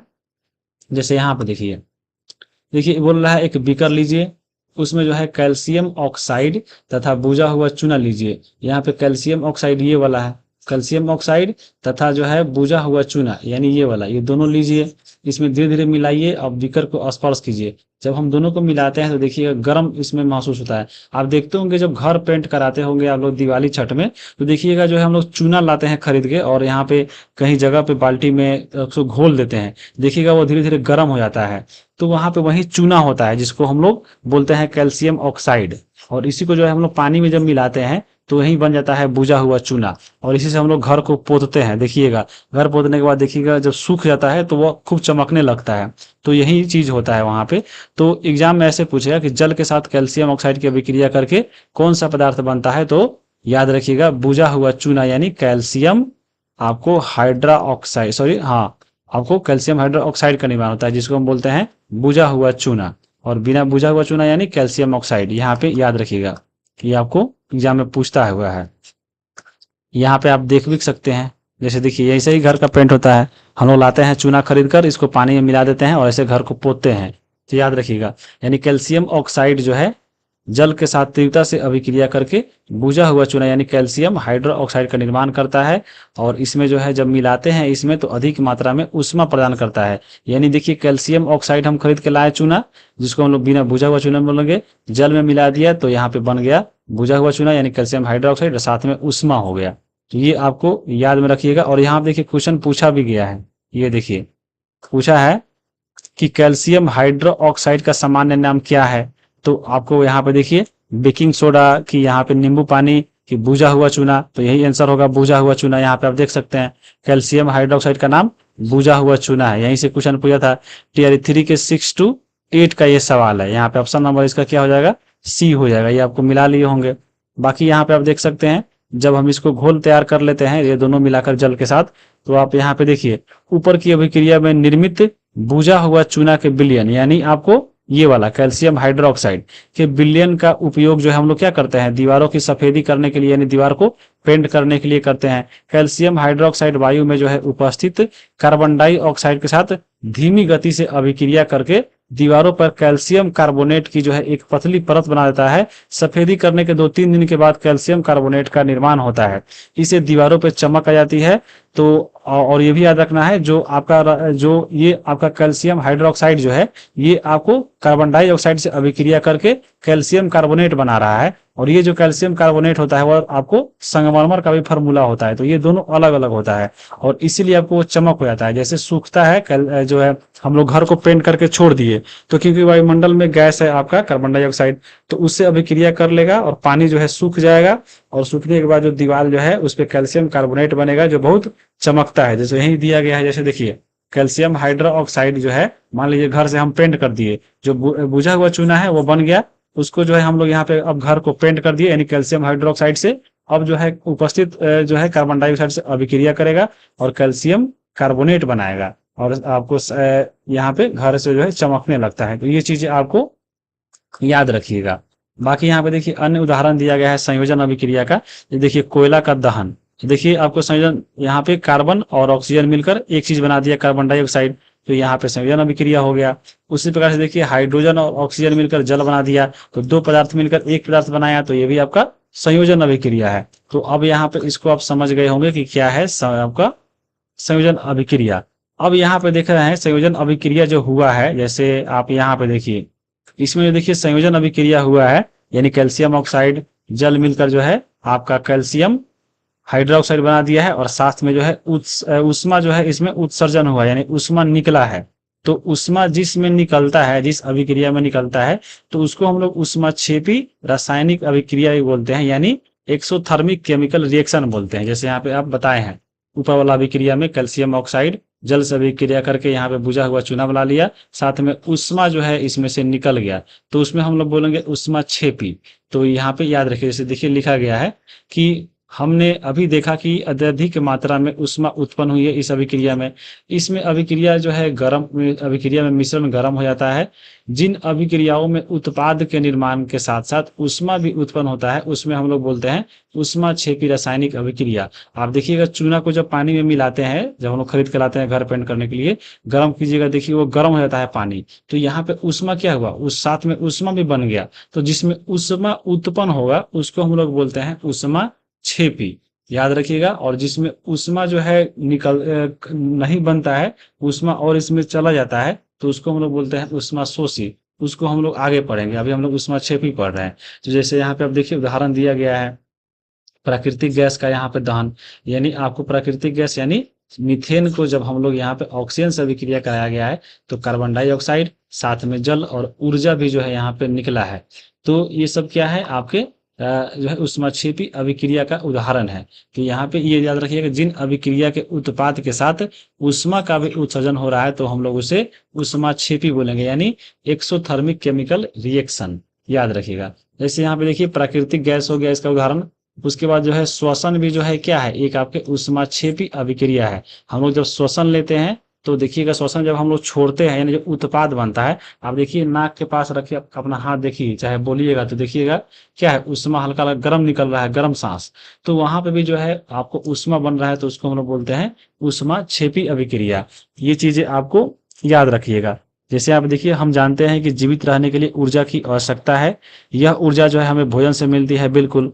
पाचन क्रिया के समय जब हम लोग कोई चीज खाना खाते हैं, तो वो छोटे छोटे टुकड़ों में टूट जाता है। जैसे चावल खाते हैं, आलू, ब्रेड हो गया, तो इसमें कार्बोहाइड्रेट भी होता है, और यही कार्बोहाइड्रेट जो है टूटने से हमारे शरीर में ग्लूकोज का निर्माण होता है, और यह ग्लूकोज जो है हमारे शरीर में कोशिका तक जाकर पहुंचकर वहां पे ऑक्सीजन से मिल जाता है, और वह आपको ऊर्जा प्रदान करता है। तो इसी को जो है हम लोग बोलते हैं श्वसन, और श्वसन में आप देख रहे हैं ऊर्जा बन रहा है, यानी यह भी आपका जो है क्या है, आपको श्वसन वाला जो है उष्माक्षेपी अभिक्रिया। जैसे यहाँ पे आप देख सकते हैं समीकरण, यहाँ पे देखिए आपका जो है जो कार्बोहाइड्रेट है ऑक्सीजन से अभिक्रिया करके यहाँ पे जो है आपको कार्बन डाइऑक्साइड और जल बना दिया, साथ में ऊर्जा भी विमुक्त किया है। तो श्वसन कैसा है, उष्माक्षेपी अभिक्रिया है।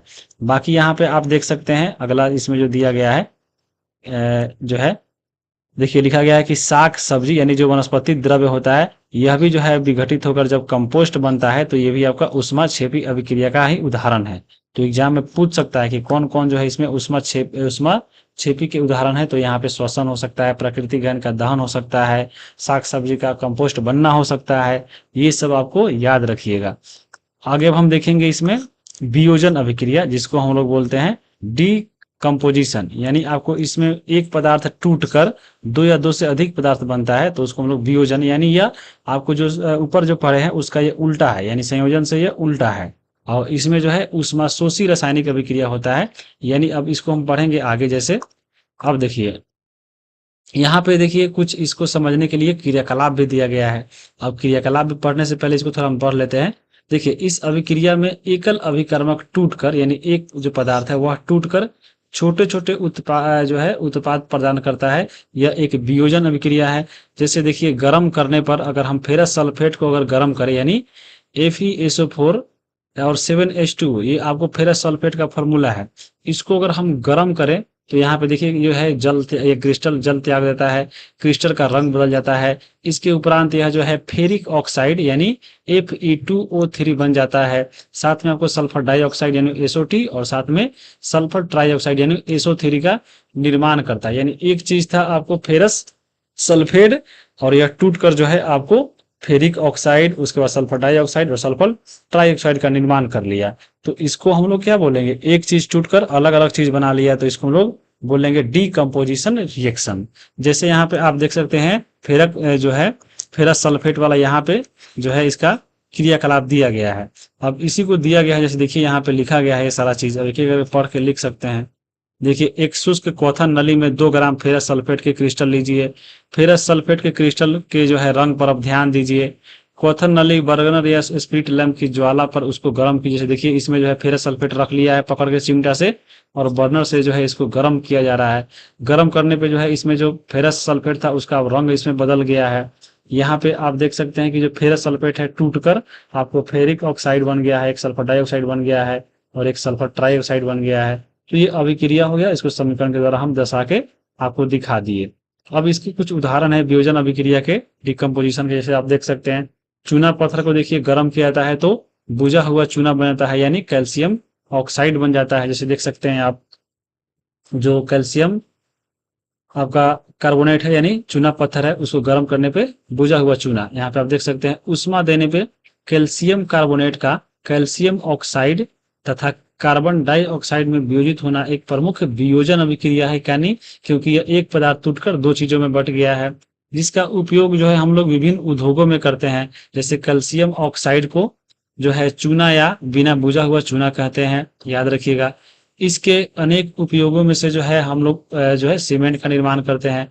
उष्मा के द्वारा की गई वियोजन अभिक्रिया को जो हम लोग उष्मीय वियोजन बोलेंगे। अब यहाँ पे देखिए जो कैल्शियम आपका कार्बोनेट था इसको टूटने के लिए जो हम लोग उष्मा इसमें दिए हैं, यानी इसको उष्मा जरूरी है टूटने के लिए। तो यहाँ आपका उष्मा क्या हो गया, उष्मा शोषी हो गया। तो यहाँ पे ये भी आप याद रखिएगा उष्मीय वियोजन भी बोलते हैं, यानी जो जिसको टूटने के लिए उष्मा की जरूरत पड़ती है उसको उष्मीय वियोजन भी बोलते हैं। तो यहाँ पे इसका उदाहरण हो गया। अब आगे देखेंगे हम लोग, जैसे यहाँ पे देखिए अगला अगला यहाँ पे जैसे देखिए एक और जो है दिया गया है।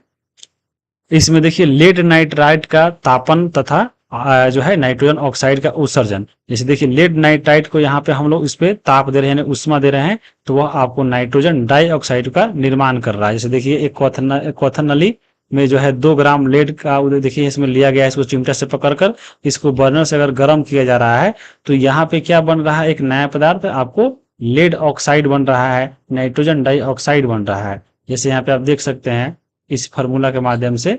ये देखिए अब इसको गर्म करते हैं तो इसमें भूरा रंग का धुआं उत्सर्जित होता है, यह जो है नाइट्रोजन ऑक्साइड का धुआं होता है। यह अभिक्रिया इस प्रकार होती है, यानी जो हम लोग यहाँ पे लेड नाइट्रेट को देखिए यानी PbNO3 को जब हम लोग यहाँ पे तापन यानी उष्मा देते हैं तो वह जो है देखिए यहाँ पे लेड ऑक्साइड साथ में नाइट्रोजन डाइऑक्साइड जो एक धुआं के रूप में यानी गैस के रूप में निकलता है और साथ में ऑक्सीजन गैस भी बनता है। तो ये एक अभिक्रिया है जो आप यहाँ पे देख रहे हैं कि लेड नाइट्राइट एक ही पदार्थ है और इसको गर्म करने पे देखिए 3 पदार्थ बन रहा है, 1 2 3, यानी यहाँ पे जो डिकम्पोज कर गया यानी डिकम्पोजिशन हो गया। तो ये भी इसी का उदाहरण है, तो यहाँ पे ये भी याद रख सकते हैं। और एग्जाम में सीधा समीकरण नहीं, एग्जाम में सीधा ऐसे देगा कि लेड नाइट्राइट को गर्म करने पे कौन सा गैस का निर्माण होता है, क्या क्या उत्पाद बनता है, ऐसे आपको एग्जाम में क्वेश्चन पूछता है। तो ये भी आपको ध्यान में रखना चाहिए। अब देखिए एक और यहाँ पे चीज दिया गया है, एक और उदाहरण। यहाँ पे देखिए सूर्य के प्रकाश में जो है देखिए यहाँ पे सिल्वर क्लोराइड का धूसर रंग का होकर सिल्वर धातु बनता है। जब हम मान लीजिए सूर्य के प्रकाश में देखिए खिड़की से आ रहा है और यहाँ पे सिल्वर क्लोराइड रखा गया है। सिल्वर क्लोराइड देखिए धूप का प्रकाश जब इस पे पड़ता है तो वह सिल्वर धातु बन जाता है। इसको यहाँ पे दिखाया गया है आपको क्रियाकलाप के द्वारा कि यहाँ पे देखिए चाइना डिश में यानी शीशा के गिलास में 2 ग्राम सिल्वर क्लोराइड लीजिए, इसका रंग क्या है आपको नोटिस कर लीजिए। उसके बाद इस चाइना डिश को जो है थोड़ी देर सूर्य के प्रकाश में रख के छोड़ दीजिए थोड़ी देर बाद देखिएगा कि यहाँ पे जो है सिल्वर क्लोराइड का जो है अब रंग बदल गया है, यानी सूर्य के प्रकाश में वह अभिक्रिया कर लिया है, यानी वो उसको क्या हुआ, वहां पे उसको ताप का जरूरत पड़ा है, यानी उष्मा का जरूरत पड़ा है उसको बदलने के लिए। तो ये आपको याद रखिएगा।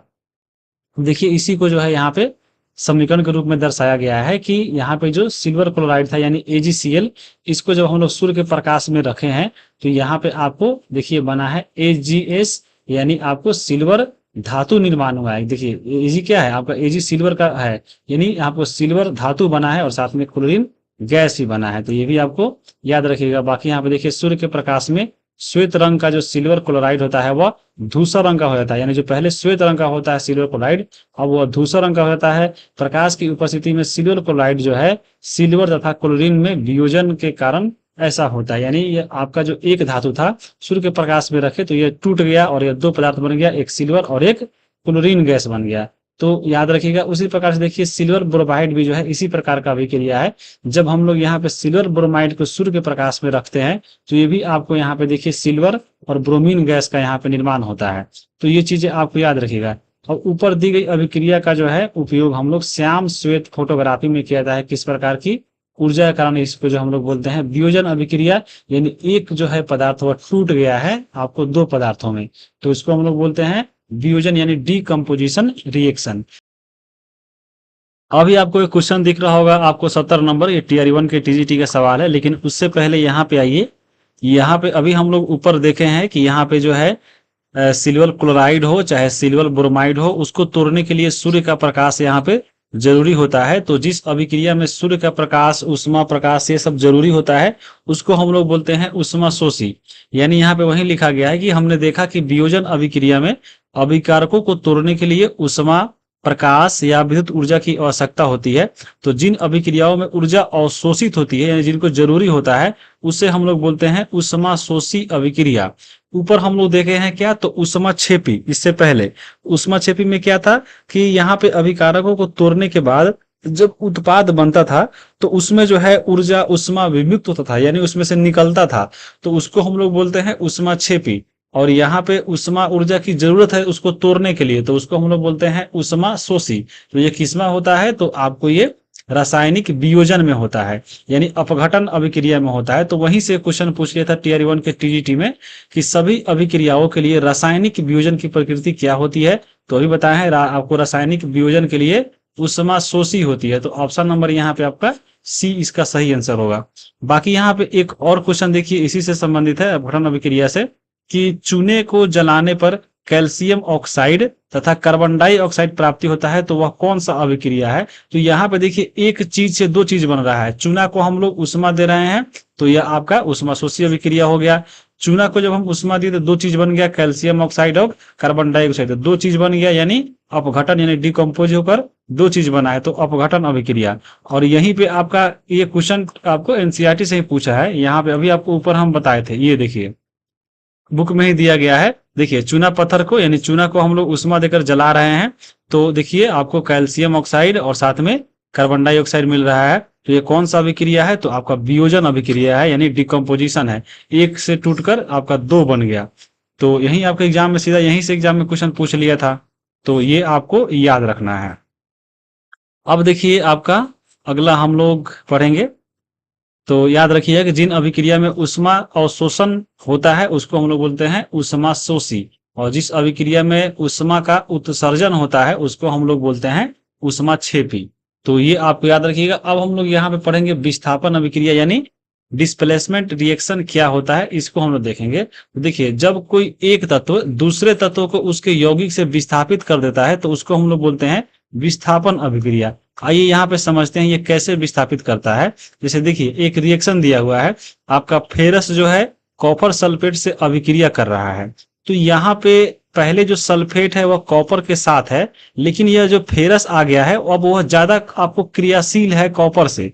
तो यहाँ पे यह कॉपर को यहाँ से हटा देगा यानी डिस्प्लेस कर देगा और खुद इसके साथ जाकर यहाँ पे बैठ जाएगा, क्योंकि फेरस जो है ज्यादा क्रियाशील है। तो ज्यादा क्रियाशील धातु पहले वालों को हटाकर उसमें यह आपको पहले वाले को हटाकर उसके जगह पे बैठ जाता है, तो उसको हम लोग बोलते हैं डिस्प्लेसमेंट। तो यहाँ पे याद रखिएगा विस्थापन अभिक्रिया यही होता है। जैसे फेरस कॉपर सल्फेट से अभिक्रिया कर रहा है तो यहाँ पे देखिए फेरस जो है जाकर कॉपर सल्फेट के साथ मिल गया है और यहाँ पे कॉपर को अलग हटा दिया है। क्यों हटा दिया है? क्योंकि जो फेरस जो है ज्यादा क्रियाशील है कॉपर से।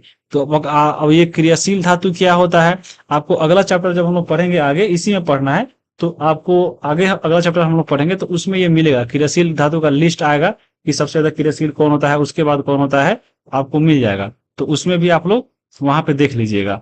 तो ये आपको यही होता है डिस्प्लेसमेंट, यानी इस अभिक्रिया में देखिए लोहा ने जो है दूसरे तत्व कॉपर जो है को कॉपर सल्फेट के विलयन से विस्थापित कर दिया, यानी हटा दिया। इस अभिक्रिया को विस्थापन अभिक्रिया हम लोग बोलेंगे। और देखिए यहाँ से एग्जाम में क्वेश्चन भी पूछा गया TI2 के 6 to 8 में कि निम्नलिखित में से कौन सा अभिक्रिया विस्थापन अभिक्रिया है, यहाँ पे आपको दिखाना है। जैसे देखिए पहला इसमें है MgCO3। देखिए अब ये दो भागों में टूट गया एक से, तो ये तो अभी आप पढ़े हैं कि अपघटन का उदाहरण हो गया। ऊपर आप देखे हैं डिकम्पोजिशन का है। अगला देखिए आपका 2 नंबर है कि H2 प्लस O2 H2O बन गया। ये तो आपका संयोजन अभिक्रिया है जो ऊपर आप पढ़े हैं, ये वाला, यानी आपको कंबाइन वाला है। उसके बाद देखिए आपका C नंबर है Na प्लस H2O। अब देखिए यहाँ पे जो है NaOH और H2 बन गया, यानी यहाँ पे सोडियम जो था, आपको जो H2 से अभिक्रिया किया है तो यहाँ पे Na जो है यानी सोडियम जो है यहाँ पे हाइड्रोजन को डिस्प्लेस कर दिया है और OH के साथ यहाँ पे अभिक्रिया कर लिया है। तो ये आपका C नंबर जो इसका हो गया ऑप्शन, ये क्या है आपका विस्थापन अभिक्रिया है। तो ऑप्शन नंबर इसका C हो गया। याद रखिएगा, ये ऐसा ही सवाल आपके एग्जाम में पूछता है। TI2 के 6 to 8 का ये सवाल है। तो उसके लिए यहाँ पे आप देख सकते हैं कि इसका प्रयोगशाला भी, मतलब प्रयोग भी किया है आपके बुक में, कैसे कैसे किया है। जैसे यहाँ पे पूरा पढ़िएगा तो आपको समझ में आएगा। जैसे यहाँ पे क्या किया है कि कॉपर सल्फेट के विलयन में जो है दो, देखिए लोहा का जो कीट जो है कांटी होता है, वहाँ कील होता है, उसको यहाँ पे रखा गया है। अब बाद में जो है इसके बाद में जब निकाला जाता है, यानी यही हुआ फेरस, मतलब लोहा मतलब फेरस, फेरस को जो है कॉपर सल्फेट के विलयन में रखा हुआ है। अब यहाँ पे क्योंकि फेरस जो है कॉपर को हटाकर खुद SO4 के साथ यहाँ पे अभिक्रिया कर लिया है, यानी आयरन सल्फेट बनाया है, बाकी कॉपर को अलग कर दिया है। तो आप देखते होंगे पानी में जब देखिएगा, चाहे कॉपर के विलयन में जब हम लोग लोहा के छड़ को डुबाते हैं तो वहां पे देखिए उसमें Bg पकड़ लेता है, तो वही तो होता है आपको आयरन सल्फेट, बाकी आपको कॉपर को उसको हटा देता है। देखिएगा जब पानी में उसको घोलिएगा तो देखिएगा पानी भी जो है आपका जो Bg कलर होता है, जो धूसर कलर, उस कलर का हो जाता है। तो वही इसमें लिखा गया है। जैसे आप देख सकते हैं दो को डुबाया गया है, डुबाने के बाद देखिए इसमें से ये जो पहले का है, यानी डुबाने से पहले का जो कील है वो पहले ऐसा था, और जब हम लोग विलयन में रख दिए कॉपर सल्फेट में, देख सकते हैं कॉपर सल्फेट के विलयन से बाहर जब निकाले हैं जो इसको, इस कीट जो है लोहा के कील को, तो आप देख रहे हैं इसे आपको Bg पकड़ लिया है। तो यहाँ पे ये पहले वाला है, अब ये इसमें चेंज आ गया, यानी क्या हुआ है कि ये फेरस जो है कॉपर सल्फेट के विलयन से जो है कॉपर को अलग विस्थापित कर दिया है और SO4 के साथ अभिक्रिया कर लिया है। यही इसमें जो है बताया गया है आपको प्रयोगशाला में प्रयोग करके।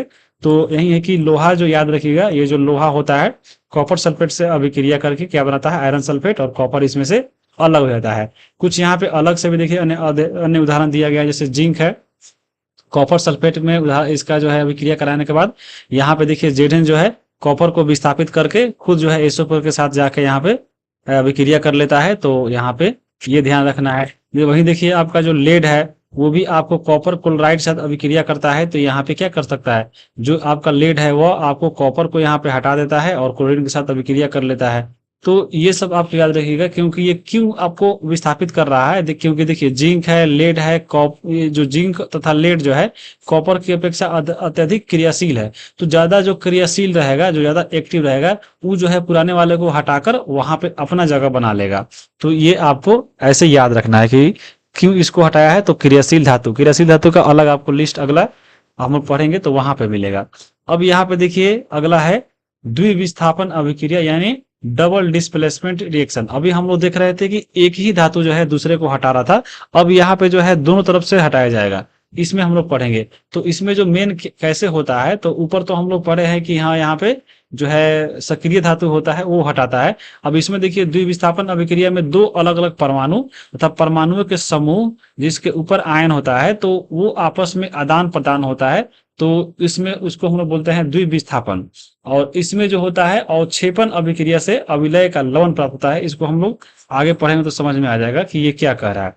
जैसे देखिए, अब इस पर आप अभी पहले समझिए कि ये द्विविस्थापन अभिक्रिया क्या होता है। जैसे आप देखिए, एक तो पहले ये प्रयोग भी दिया गया है कि मान लीजिए एक प्रश्नावली लिए, उसमें सोडियम सल्फेट का विलयन है, रख लीजिए। एक और दूसरा प्रश्नावली लीजिए जिसमें बेरियम क्लोराइड लीजिए, यानी दोनों में अलग अलग लीजिए। एक में लीजिए आपको सोडियम सल्फेट और दूसरा में लीजिए बेरियम क्लोराइड। अब दोनों को जो है एक दूसरे में देखिए यहाँ पे मिला रहा है। देखिए सोडियम सल्फेट वाला को बेरियम क्लोराइड में जो है इसमें रख रहा है, दोनों को मिला रहा है। तो दोनों को मिलाया तो यहाँ पे इसमें देखिए क्या होता है कि ये जो आपका SO4 के साथ जो आपका सोडियम था, ये जो है यहाँ से हट के ये बेरियम के साथ अभिक्रिया कर लिया है। और जो आपका यहाँ पे क्लोरीन के साथ पहले बेरियम था, उसके जगह पे यहाँ पे क्या आ गया है, आपको सोडियम आ गया, यानी दोनों आपस में अदला बदली कर लिया है। तो ये दोनों बार मतलब दोनों आपको विस्थापित हुआ है, तो इसको हम लोग बोलते हैं द्विविस्थापन अभिक्रिया। तो ये आपको याद रखिएगा ऐसा क्यों हुआ है। देखिए आपका जो इसमें बेरियम है, बेरियम पे आपको +2 चार्ज होता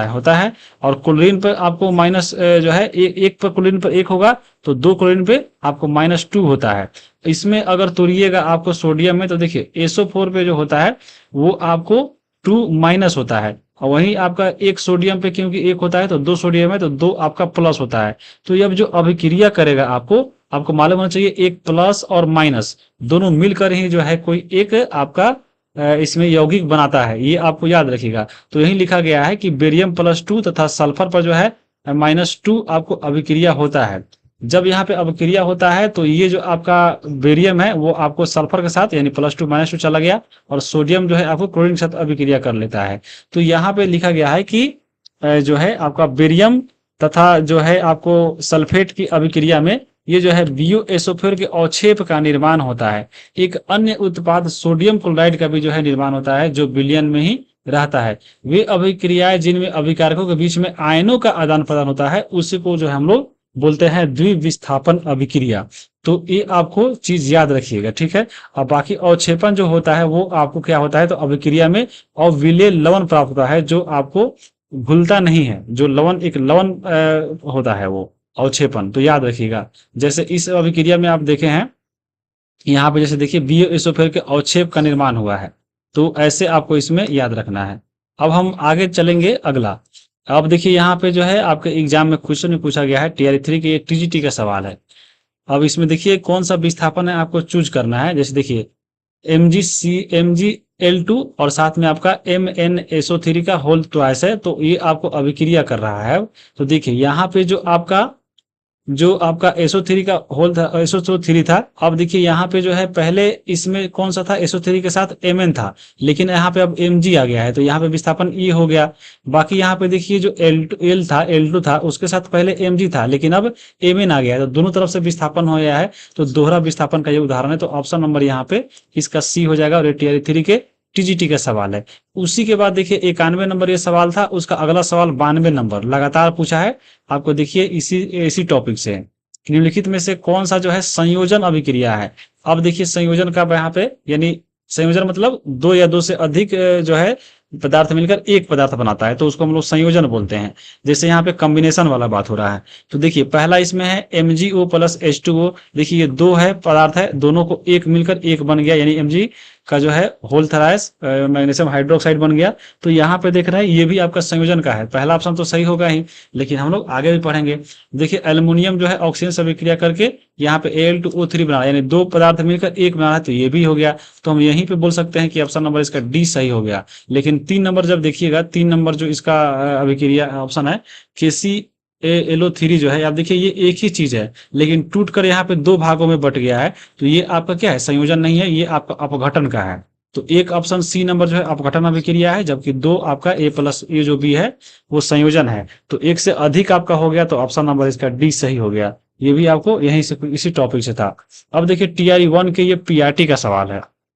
ये देखिए अभी जो आप ऊपर देख रहे होंगे आपके बुक में जो है जितना प्रयोगशाला दिया गया था प्रयोग करने के लिए, तो आपको ऐसे उसको हल्के में नहीं लेना है, इसीलिए हम इसको जो है शामिल किए हैं, ताकि क्वेश्चन वैसा पूछा गया है। आपको सीधे रासायनिक अभिक्रिया दे देगा और बोलेगा यहाँ पे आपको इस टाइप से सजाने के लिए चाहे बनाने के लिए। जैसे देखिए कैसे पूछा हुआ है, लिखा गया है कि लोहे के बुरादे में अगर हम लोग HCl डालने से क्या होगा। और ये आपको एनसीईआरटी का सवाल है, ऊपर हम लोग आपको दिखाए होंगे, आप देखे होंगे यहाँ पे जो फेरस होता है, शायद चाहे आप जिंक वाला बताए हैं कि जिंक के दानेदार में हम लोग अगर HCl से अभिक्रिया कराए या आपको H2SO4 से कराए तो वो क्या बनता है, तो ये भी आपको उसी टाइप का है। अगर फेरस को जो है अगर हम लोग यहाँ पे हाइड्रोक्लोरिक अम्ल से अभिक्रिया कराए तो क्या होगा, यहाँ पे क्या होगा आपका, ये जो पहले क्लोरीन के साथ जो है हाइड्रोजन था उसको यहाँ से हटा के डिस्प्लेस कर देगा और साथ में Fe जो है Cl के साथ जाकर बैठ जाएगा। तो यहाँ पे एक ऐसा अभिक्रिया है, बताइए आपको, ये विस्थापन अभिक्रिया है, यानी एकल विस्थापन, ये उसी को हम लोग बोलते हैं विस्थापन अभिक्रिया।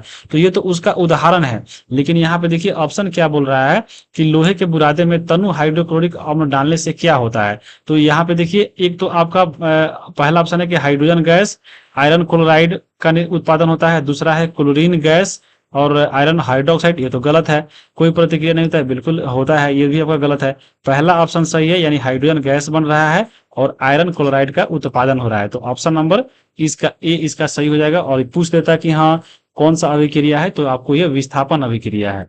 अब ये अगला चलिए, अगला देखिए आपका 24 नंबर क्वेश्चन है उसी टाइप का कि शुष्क बुझा हुआ चूने पर क्लोरीन गैस की क्रिया से कौन सा पदार्थ बनता है, बताइए।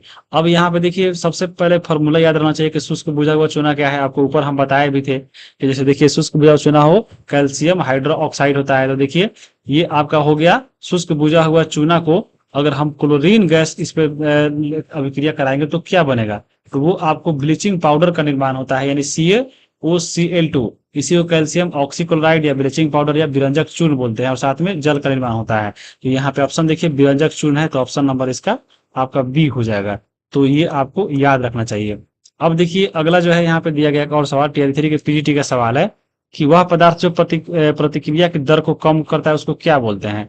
तो यहाँ पे उसको बोलते हैं अवरोधक। कोई भी चीज को अगर यहाँ पे प्रतिक्रिया को रोक रहा है तो उसको हम लोग अवरोधक बोलते हैं, याद रखिएगा, ऑप्शन नंबर ए हो जाएगा। अब देखिए यहाँ पे जो है अब पढ़ना है आपको एक ये सवाल, तो आपको दूसरा चैप्टर से दिया गया है, लेकिन हम लोग देख लेते हैं, आपको इसमें भी काम आएगा। देखिए एक घोल कुचले हुए अंडे के छिलके के साथ प्रतिक्रिया करके एक गैस देता है जो चूने के पानी को दूधिया बना देता है, तो वह घोल में शामिल है। अब देखिए एक एक करके अभिक्रिया कराना पड़ेगा। सबसे पहले देखिए इतना लंबा लिख दिया है, सीधा यहाँ पे आइए, अंडे के छिलका, अंडे का छिलका जो होता है कैल्शियम कार्बोनेट का बना होता है, तो सीधे COCl3। अब इसमें जो है बोल रहा है किसके साथ अभिक्रिया कराए ताकि जो है हम लोग जो है इसमें जो है एक गैस देता है, साथ में चूने के पानी को जो है दूधिया बना देता है, यानी जो चूना का पानी था उसको दूधिया बना देता है। तो ये जो है आपका COCl3 एक क्षार है। अब हम लोग जो है अगला चैप्टर जब पढ़ेंगे अम्ल क्षार और लवण, तो उसमें आपको इसको पढ़ने को मिलेगा कि अम्ल जो है क्षार से अभिक्रिया करके लवण जल और गैस बनाता है, तो वह उसी का उदाहरण है। तो जब हम इसी COCl3 को जब HCl से अभिक्रिया कराते हैं तो यहाँ पे जो है आपको क्या करता है कि ये जो दूधिया जो आपका CaCO3 रहता है इसको जो है दूधिया बना देता है इसके पानी को। तो यहाँ पे COCl2 जो है वो लवण बनता है, वही इसको क्या बनता है दूधिया, इसका जो है दूधिया होता है ये।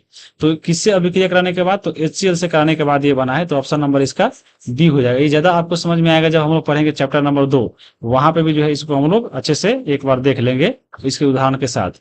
131 नंबर देखिए क्वेश्चन की क्या होता है जब लोहे के भराव में तनु हाइड्रोक्लोरिकम, यही बात हो गया, यानी आपको फेरस के साथ जब HCl से अभिक्रिया कराएंगे तो FeCl2 और साथ में हाइड्रोजन गैस बनता है। ये देखिए टीयर 3 के 6 to 8 का सवाल है। अब देखिए आपको ऑप्शन है क्लोरीन गैस और आयरन हाइड्रोक्साइड, ये तो गलत हो गया, कोई प्रतिक्रिया नहीं, प्रतिक्रिया तो होती है, हाइड्रोजन गैस और आयरन क्लोराइड का उत्पादन होता है, तो ऑप्शन नंबर सी हो गया। और ये क्वेश्चन आपका रिपीट हुआ है, लोग बोलते हैं ना कि यह रिपीट नहीं होता है, देखिए टीयर 3 के 6 to 8 का है। और अभी आप ऊपर एक पढ़े हैं फेरस वाला, ये देखिए ये टीआर 1 में पूछा था, टीआर 1 का सवाल भी जो है देखिए रिपीट किया गया, यही सवाल आपको सेम सवाल पूछा गया है, ऑप्शन थोड़ा थोड़ा अलग कर दिया गया है, यहाँ पे आप देख सकते हैं। ये देखिए ये टीआर 1 का था पीआरटी का सवाल और टीआर 3 के 6 to 8 का सवाल सेम आपको रिपीट भी किया गया है। और ये आपको एनसीईआरटी का सवाल है, तो एनसीईआरटी में जितना आपको प्रयोग दिया गया है, जितना आपको हम पूरा बुक में का शामिल कर दिए हैं, उसको आप जरूर ध्यान में रखिएगा। अब देखिए 125 नंबर ये सवाल है टीआर 3 के पीजीटी का कि पोटेशियम आयोडाइड के साथ प्रतिक्रिया करने पर आयोडीन बनता है, अब यहाँ पे देखिए पोटेशियम आयोडाइड के साथ किसके साथ प्रतिक्रिया करे ताकि उसमें जो है वो आयोडीन बने। तो ये पोटेशियम आयोडाइड हो गया। अब जितना ऑप्शन दिया गया है एक एक करके देखेंगे। तो क्लोरीन के साथ अभिक्रिया जो करता है तो यहाँ पे आपको आयोडीन का निर्माण होता है। तो ऑप्शन नंबर इसका क्या हो जाएगा आपको Cl2 क्लोरीन।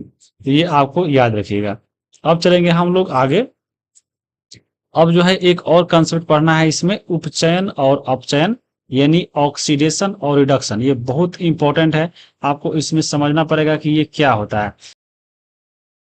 देखिए यहाँ पे आपको थोड़ा अलग अलग नाम मिलेगा तो आपको कंफ्यूजन होगा, यहीं पे हम क्लियर कर देते हैं। तो देखिए आपको इंग्लिश में होता है ऑक्सीडेशन, ऑक्सीडेशन। देखिए इसी में इसका अर्थ भी छुपा हुआ है, ऑक्सीडेशन यानी ऑक्सीजन का एडिशन। तो यहाँ पे उसको हम लोग परिभाषा बाद में देखेंगे। तो इसको हम इंग्लिश में एक वर्ड होता है ऑक्सीडेशन यानी ऑक्सीजन का एडिशन। इसी को हम लोग एक और हिंदी में बोलते हैं उपचयन, याद रखिएगा उपचयन, या एक और नाम होता है ऑक्सीकरण। तो ये अगर तीनों में से कोई आपको एक भी मिल जाए तो आप समझ लीजिएगा इसी का बात हो रहा है, चाहे ऑक्सीडेशन हो, चाहे ऑक्सीकरण हो, चाहे उपचयन हो। एक आप और देख रहे हैं इसमें रिडक्शन, यानी देखिए आपको रिडक्शन का बात हो रहा है, यानी घटाने की बात हो रही है, यानी ऑक्सीजन का इसमें से हटना जो है वह रिडक्शन होता है। इसको जो है हिंदी में इसका नाम होता है अपचयन। अगर ये मिले तो आपको याद रखिएगा अपचयन होता है। और इसी का जो है एक और नाम होता है अवकरण। तो ये आपको याद रखिएगा कि ऑक्सीडेशन, रिडक्शन, उपचयन, अपचयन और ऑक्सीकरण, अवकरण। तो ये आपको याद रखिएगा। ये जो है ऑक्सीडेशन पूछे तो उपचयन और ऑक्सीकरण, और रिडक्शन पूछे तो अपचयन और अवकरण इसको बोलते हैं। तो ये कभी कभी नाम आपको थोड़ा थोड़ा इधर उधर मिलेगा, तो इसको आपको ध्यान रखना है। और अभी आप इसका परिभाषा देखिए कि ये क्या होता है। तो देखिए अभिक्रिया के समय जब किसी पदार्थ में ऑक्सीजन की वृद्धि होती है तो हम कहते हैं कि उसका जो है उपचयन हुआ है, यानी ऑक्सीडेशन हुआ है, यानी ऑक्सीजन का एडिशन हुआ है तो उसको हम बोलते हैं ऑक्सीडेशन यानी उपचयन हुआ है। और जब अभिक्रिया में किसी पदार्थ का ऑक्सीजन का ह्रास हुआ है यानी ऑक्सीजन का जो है रिडक्शन हुआ है तो उसको हम लोग बोलते हैं रिडक्शन अभिक्रिया, यानी आपको अपचयन हुआ है। तो ये आपको याद रखिएगा। इसी को जो है देखिए इंग्लिश में भी लिखा गया है कि if substance gains oxygen during a reaction. तो देखिए गेन अगर होता है ऑक्सीजन का तो यहाँ पे हम लोग बोलते हैं ऑक्सीडेशन यानी ऑक्सीडाइज, यानी वह जो है आपका और क्या है तो उपचयन हो गया है। और वहीं अगर हम ऑक्सीजन का लॉस होता है यानी यहाँ पे तो उसको हम लोग बोलेंगे रिड्यूस, यानी आपको क्या तो अपचयन। तो ये आपको याद रखिएगा। तो वही चीज यहाँ पे लिखा गया है। एक और इसका परिभाषा यहाँ पे होता है, जैसे देखिए लिखा गया है कि अभिक्रिया में पदार्थों से ऑक्सीजन या हाइड्रोजन का क्या होता है, या तो युग होता है या ह्रास होता है। और इसी पे जो है इसका परिभाषा बना हुआ है। अगर किसी अभिक्रिया में ऑक्सीजन और हाइड्रोजन का या तो उसमें योग हो रहा है या ह्रास हो रहा है तो उसी के आधार पे जो है हम लोग डिसाइड करते हैं कि यह कौन सा इसमें ऑक्सीडेशन है और कौन सा रिडक्शन हुआ है। जैसे अगर हम बताएं हैं कि ऑक्सीडेशन, तो ऑक्सीडेशन में अगर मान लीजिए ऑक्सीजन का एडिशन हो रहा है यानी ऑक्सीजन का हम प्लस कर दे रहे हैं, तो अगर ऑक्सीजन का एडिशन हो रहा है या आपको हाइड्रोजन का लॉस हो रहा है यानी माइनस, या जिस अभिक्रिया में ऑक्सीजन का एडिशन या हाइड्रोजन का अगर लॉस हो यानी माइनस हो तो उसको हम लोग बोलते हैं क्या तो उपचयन, उपचयन या आपको ऑक्सीकरण यानी ऑक्सीडेशन। तो याद रखिएगा जिस अभिक्रिया में ऑक्सीजन का एडिशन हो चाहे आपको हाइड्रोजन का लॉस हो तो उसको हम लोग उपचयन यानी ऑक्सीकरण या आपको ऑक्सीडेशन कहते हैं। और जिस अभिक्रिया में रिडक्शन में बढ़े हैं कि जिस अभिक्रिया में यानी रिडक्शन यानी ऑक्सीजन का लॉस होता है और हाइड्रोजन का गेन होता है तो उसको हम लोग यहाँ पे बोलेंगे क्या तो उसको हम बोलेंगे रिडक्शन यानी आपको अपचयन या अवकरण। तो याद रखिएगा, आपको ये कंफ्यूज करेगा लेकिन इसलिए हमको अच्छे से समझा दिए हैं कि क्या होगा। अगर ऑक्सीजन का एडिशन हो चाहे हाइड्रोजन का अगर लॉस हो तो उसको हम बोले हैं ऑक्सीडेशन। अगर यहाँ पर रिडक्शन में पड़े तो जिसमें ऑक्सीजन का लॉस हो और हाइड्रोजन का बढ़ोतरी हो तो उसको हम लोग बोलेंगे रिडक्शन। तो ये आपको याद रखना है। और इसी में से एक और होता है आपका जिसमें वैसा अभिक्रिया जिसमें दोनों होता है यानी आपको ऑक्सीडेशन भी हो रिडक्शन भी हो, तो उसको भी एक अलग से चलिए यहाँ पे हम अभी समझ लेते हैं। जैसे देखिए यहाँ पे लिखा गया है उसको हम लोग बोलते हैं रेडॉक्स अभिक्रिया, यानी जिस किसी अभिक्रिया में एक अभिकारक उपचयित और दूसरा जो है अभिकारक अगर अपचयित होता है तो इसको हम लोग उपचयन और अपचयन बोलेंगे। यानी वैसी अभिक्रिया जिसमें एक जो है ऑक्सीडेशन हो और साथ में आपका रिडक्शन भी हो, यानी दोनों अगर होता है तो उसको हम लोग बोलते हैं रेडॉक्स। और इसी में छुपा हुआ है, देखिए रेडॉक्स लिखते हैं, रेडॉक्स। तो यहाँ पे देखिए आपका एक रिडक्शन हो गया, रेड से रिडक्शन, और एक ओक से ऑक्सीडेशन।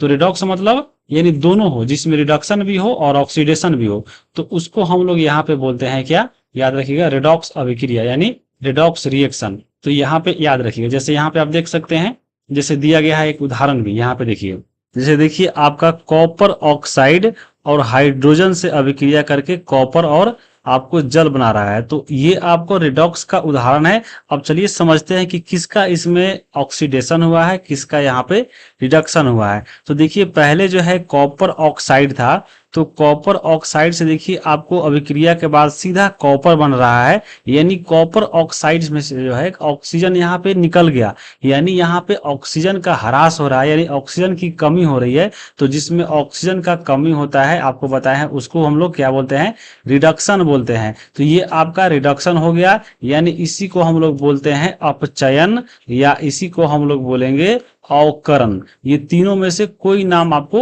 दे सकता है। तो यहाँ पे कॉपर ऑक्साइड का जिसमें से निकलेगा उस पूरा को हम लेंगे, यानी कॉपर ऑक्साइड में से ऑक्सीजन निकल रहा है, यानी कॉपर ऑक्साइड का, ना कि कॉपर का, याद रखिएगा। कॉपर ऑक्साइड का यहाँ पे क्या हो रहा है, आपको अपचयन हो रहा है, यानी रिडक्शन हो रहा है। और वही अगर हम देखिए यहाँ पे हाइड्रोजन का, तो देखिए हाइड्रोजन जो है पहले एक था, और हाइड्रोजन में देखिए यहाँ पे जल बन गया, यानी ऑक्सीजन इसमें जुड़ गया है। तो जिसमें ऑक्सीजन जुड़ता है उसको हम लोग बोलते हैं ऑक्सीडेशन, यानी ऑक्सीडेशन, यानी आपको उपचयन। तो यहाँ पे किस में जुड़ा है, तो आपको हाइड्रोजन में जुड़ा है। तो हाइड्रोजन का यहाँ पे क्या हुआ है, ऑक्सीडेशन हुआ है, जबकि कॉपर ऑक्साइड का आपको रिडक्शन हुआ है, यानी ये दोनों हो रहा है एक ही अभिक्रिया में। तो ये आपको हम बोलेंगे कि ये रिडॉक्स अभिक्रिया का उदाहरण है। तो उस प्रकार अगला यहाँ पे आप देख लीजिए, आपको उदाहरण दिया गया है एक और चीज यहाँ पे, इसको और क्लियर हो जाएगा। जैसे देखिए आपका जिंक ऑक्साइड है और कार्बन है, अभिक्रिया करके जेडन और आपका सीओ बन गया, यानी कार्बन मोनोऑक्साइड। तो अगर हम देखें यहाँ पे जेडन ओ यानी जिंक ऑक्साइड में से, तो जिंक ऑक्साइड में से देखिए यहाँ पे अकेले जिंक बना है, यानी यहाँ पे जिंक ऑक्साइड में से ऑक्सीजन निकल गया है, यानी ऑक्सीजन का यहाँ पे माइनस हुआ है, यानी ऑक्सीजन का लॉस हुआ है। तो ऑक्सीजन का लॉस होना क्या बोलते हैं, इसको हम लोग रिडक्शन अभिक्रिया यानी आपको अपचयन बोलते हैं। तो ये हो गया, रिडक्शन बोलिए या आपको अपचयन बोलिए। उसके बाद यहाँ पे देखिए कार्बन जो है पहले अकेले था, तो कार्बन के साथ यहाँ पे ऑक्सीजन जुड़ गया। तो यहाँ पे कार्बन का ऑक्सीजन क्योंकि जुड़ गया है, तो ऑक्सीजन का जुड़ना क्या बोलते हैं, ऑक्सीडेशन बोलते हैं। यहाँ पे याद रखिएगा, न कि जिंक का, पूरा जिंक ऑक्साइड का यहाँ पे क्या हुआ है, रिडक्शन हुआ है, जबकि कार्बन का ऑक्सीडेशन हुआ है। तो ऐसे आपको इसमें याद रखना है। उसके बाद एक और देख सकते हैं इसमें जो है, जैसे देखिए इसमें MnO2 के साथ अभिक्रिया कर रहा है HCl के साथ, तो ये आपको MnCl2 और साथ में आपको H2O और Cl बना रहा है। तो इसको अगर हम देखेंगे, जैसे देखिए पहले जो है आपका जो Mn ऑक्साइड जो है O2 है, इसमें आप देखिएगा यहाँ पे Mn के साथ यहाँ पे Cl आ गया है, यानी इसमें से जो है MnO2 में से ऑक्सीजन क्या हुआ है, माइनस हो गया है। तो MnO2 का यहाँ पे माइनस निकल गया, ऑक्सीजन का ह्रास हो गया है, तो यानी आपको ये रिडक्शन अभिक्रिया हो गया। वहीं अगर हम बात करें इसमें से HCl में से, तो देखिए HCl में से यानी क्लोरीन के साथ यहाँ पे हाइड्रोजन है, तो यहाँ पे देखिए अब इस अभिक्रिया में देखिएगा, तो यहाँ पे जो है कहाँ गया, ये देखिए यहाँ पे हाइड्रोजन इसमें से निकल गया है और क्लोरीन अलग हो गया है, तो यहाँ पे भी H का माइनस हो गया है। तो H का माइनस होना क्या कहलाता है, आप ये बताइए। जैसे ऑक्सीजन का जुड़ना या हाइड्रोजन का घटना, ये आपको ऑक्सीडेशन कहलाता है, आपको ऊपर हम बता चुके हैं। तो इस प्रकार से जो है यहाँ पे हाइड्रोजन क्लोराइड का ऑक्सीडेशन हुआ, यानी उपचयन हुआ, जबकि यहाँ पे याद रखिएगा MnO2 का यहाँ पे रिडक्शन हुआ, यानी यहाँ पे आपको याद रखिएगा इसमें से रिडक्शन और ऑक्सीडेशन, ऑक्सीडेशन को अपचयन और रिडक्शन को उपचयन बोलते हैं। तो ऐसा ऐसा इसमें थोड़ा आपको कंफ्यूज करेगा, ऑक्सीडेशन मतलब आपको उपचयन, याद रखिएगा उपचयन, और यहाँ पे रिडक्शन मतलब अपचयन। तो ऐसे याद रखिएगा, ठीक है। अब हम आगे चलेंगे, अब हम लोग अब देखिए यहाँ पे जो है आपको कुछ उदाहरण जो है दिया गया है, इस एग्जाम में पूछा गया टीयर 1 के पीजीटी का सवाल है। तो ये तो आपको अभी नहीं पढ़ना है, आपको आगे पढ़ना है 11th में, लेकिन यहाँ पे आपको दिया है तो हम समझा देते हैं। जैसे देखिए ऑक्सीकरण संख्या निकालने की बात होती है, तो ये देखिए आपको अगर याद रहता है कि हाँ किस पे कितना चार्ज रहता है तब ये जाकर निकलता है। जैसे देखिए अब इसमें दिया है KMnO4, इसका मान लीजिए ऑक्सीकरण संख्या निकालना है तो कैसे निकलेगा। अब देखिए ऑक्सीजन पे जो है आपको कितना चार्ज होता है, -2 चार्ज होता है। एक ऑक्सीजन पे जो है -2 चार्ज होता है, लेकिन यहाँ पे 4 ऑक्सीजन है तो कितना होगा, -8 हो जाएगा। अब देखिए इस पूरे जो है यौगिक में जितना माइनस है अब उतना ही इस पे प्लस होगा, तभी एक यौगिक बनता है। जैसे यहाँ पे -8 हो गया तो हमको +8 भी होगा। तो यहाँ पे से देखिए आपका पोटेशियम है तो पोटेशियम पे +1 चार्ज होता है। तो देखिए अभी भी जो है -8 तो हो गया था, लेकिन आपको +8 करना है तो एक प्लस हो गया। और यानी मैग्नीज पे जो है कितना है, Mn पे, तो आपको 7 चार्ज है। देखिए दोनों बराबर होगा, यानी प्लस में भी 8 चार्ज रहेगा और आपको माइनस में भी 8 चार्ज रहेगा, तब आपको ये अभिक्रिया होगा, तभी आपको यौगिक बनेगा। तो यहाँ पे अब देखिए इसका Mn का जो है 7 इसमें ऑक्सीकरण संख्या आ रहा है, तो यहाँ पे 7 2 में है, यहाँ भी है, यहाँ भी है। अब देखिए अगला इसमें है K2Cr2O7। अब इसका जो अगर हम बनाएंगे तो देखिए इसमें क्या होगा। देखिए आपको बताए हैं कि आपका एक ऑक्सीजन पे 2 होता है, तो यहाँ पे 7 है, तो यहाँ पे -14 हो जाएगा। अब हमको +14 भी जो है यहाँ पे आपको इसको करना होगा। तो देखिए पोटेशियम पर 1 होता है, एक पोटेशियम पे, तो 2 पोटेशियम है तो 2 प्लस हो जाएगा, यानी आपको प्लस में 2 हो गया। अभी भी 12 की कमी है।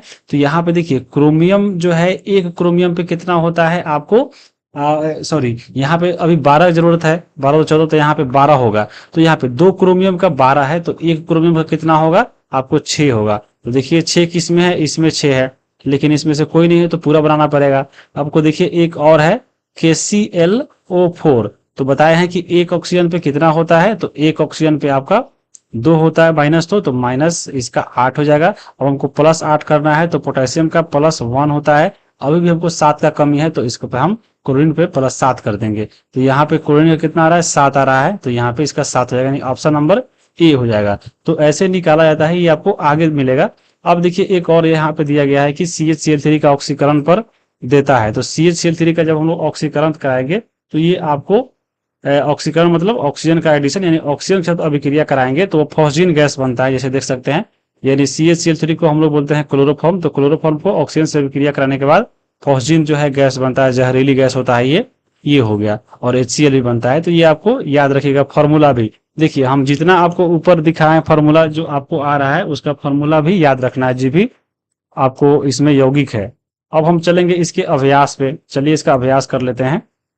जैसे देखिए पहला इसमें क्वेश्चन इसमें है कि आपको इसमें ऑक्सीकरण और अवकरण यानी रिडक्शन से है, तो अभी आपको बता दे रहे हैं ऑक्सीडेशन। ऑक्सीडेशन बताए हैं, ऑक्सीडेशन मतलब ऑक्सीजन का जुड़ना, और इसी को हम लोग बोलते हैं उपचयन। और एक बताए हैं आपको रिडक्शन वाला, जिसको हम लोग बोलते हैं अपचयन। अब चलिए अब हम बनाते हैं इसको, ये क्या कहता है। ऑक्सीडेशन में बताए हैं आपको या तो ऑक्सीजन का जुड़ेगा या हाइड्रोजन इसमें से घटेगा, और यही हम रिडक्शन में बताए हैं या तो ऑक्सीजन घटेगा या हाइड्रोजन इसमें बढ़ेगा। अब चलिए बनाते हैं। देखिए आपका एक समीकरण है, आपको PbO यानी आपको लेड ऑक्साइड कार्बन से अभिक्रिया कर रहा है, तो लेड और कार्बन डाइऑक्साइड बन रहा है।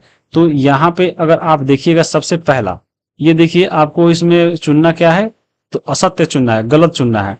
तो देखिए यहाँ पे PbO यानी आपको जो लेड ऑक्साइड है, तो देखिए लेड ऑक्साइड के अभिक्रिया के बाद यहाँ पे लेड अलग हो गया है, यानी लेड ऑक्साइड में से जो है ऑक्सीजन का यहाँ पे क्या हुआ है, लॉस हुआ है। तो यहाँ पे पूरा लेड ऑक्साइड का क्या हुआ, अपचयन हुआ है। याद रखिएगा लेड ऑक्साइड का, ना कि पूरा लेड का। यानी PbO में से यहाँ पे O हट गया है, यानी O माइनस हो गया है। O का घटना क्या कहलाता है, रिडक्शन कहलाता है, यानी अपचयन कहलाता है। तो यहाँ पे लेड ऑक्साइड का उपचयित हो रहा है। तो यहाँ पे ऑप्शन पढ़िए, लेड ऑक्साइड का अपचयित होना, यानी ये देखिए ये आपका सही है, हमको चुनना है गलत, लेकिन ये आपका लेड ऑक्साइड अपचयित हो रहा है, यानी ये तो होगा ही नहीं क्योंकि ये सही हो गया। अब देखिए अगला इसमें कार्बन है। देखिए कार्बन जो पहले अकेले था अब जाके ऑक्सीजन के साथ जुड़ गया है, यानी कार्बन का यहाँ पे ऑक्सीजन से जुड़ गया है। तो यहाँ पे कार्बन का क्या हुआ, कार्बन का यहाँ पे ऑक्सीडेशन हुआ है, क्योंकि कार्बन में O जुट गया है। तो यहाँ पे कार्बन क्या हो रहा है, कार्बन का उपचयित हो रहा है, यानी उपचयन हो रहा है, तो कार्बन उपचयित हो रहा है। ऑप्शन नंबर सी भी जो है सही है, यानी ये दो सही है, लेकिन हमको चुनना है असत्य। तो असत्य में बाकी ए और बी होना चाहिए, लेकिन हम चेक कर लेते हैं। तो देखिए क्या लिखा हुआ है, सीसा अपचयित हो रहा है। तो देखिए सीसा नहीं हो रहा है, सीसा के साथ ऑक्सीजन भी जुड़ा हुआ है, यानी पूरा लेड ऑक्साइड हो रहा है, तो ये आपका गलत हो गया। और उसमें देखिए कार्बन डाइऑक्साइड का उपचयित हो रहा है, तो बिल्कुल नहीं, कार्बन का हो रहा है, तो ये भी आपका गलत हो गया। और चुनना है हम लोग को असत्य ही, यानी आपको ए और बी असत्य है इसमें से। तो ऑप्शन देखिए ए और बी, ऑप्शन नंबर 1 जो है इसका सही आंसर होगा। तो इस प्रकार से जो है इसको आप बना सकते हैं। बाकी यहाँ पे देखिए दूसरा इसमें क्वेश्चन दिया गया है कि Fe2O3 और Al एल्यूमिनियम के साथ अभिक्रिया कराते हैं तो Al2O3 और Fe बनता है। तो ये कौन सा आपको अभिक्रिया है, ऊपर भी दिया गया था, बताइए यहाँ पे। जैसे देखिए आपका जो पहले ऑक्सीजन के साथ यहाँ पे आप देख रहे हैं जो फेरस रहा था, तो यहाँ पे इसमें अभिक्रिया के बाद Al जो है ऑक्सीजन के साथ जुड़ गया है, यानी आपको Fe को हटा दिया है। यानी एल्यूमिनियम जो है ज्यादा क्रियाशील है आपको Fe से, इसलिए इसको विस्थापित कर दिया है, यानी ये आपको विस्थापन अभिक्रिया है, एकल विस्थापन यानी विस्थापन। तो ऑप्शन नंबर इसका डी हो जाएगा आंसर। आगे अब देखिए यहाँ पे लिखा गया है कि 3 नंबर क्वेश्चन है इसमें आपका, देखिए 3 नंबर क्वेश्चन आपको ऊपर एनसीईआरटी बुक से ही दिया गया है कि लौह चूर्ण को अगर तनु हाइड्रोक्लोरिक अम्ल के साथ अभिक्रिया कराते हैं तो सही उत्तर पर निशान दीजिए। तो आपको फेरस के साथ जो है आपको HCl का अभिक्रिया कराना है, तो वो क्या बनेगा। तो आपको ऊपर ही बता दिया है कि हाइड्रोजन गैस और को आयरन क्लोराइड बनता है। तो ऑप्शन नंबर इसका ए इसका सही हो जाएगा। आपको ऊपर हम इसका सूत्र भी लिखवा दिए थे, ये तो बुक से ही पूछा था। बाकी देखिए 5 नंबर क्वेश्चन है। अब इसमें देखिए रासायनिक समीकरण लिखना है और उसका संतुलित भी करना है, तो वीडियो थोड़ा लंबा हो जाएगा। जैसे देखिए हम एक दो बता देते हैं, बाकी आप खुद से कर लीजिएगा।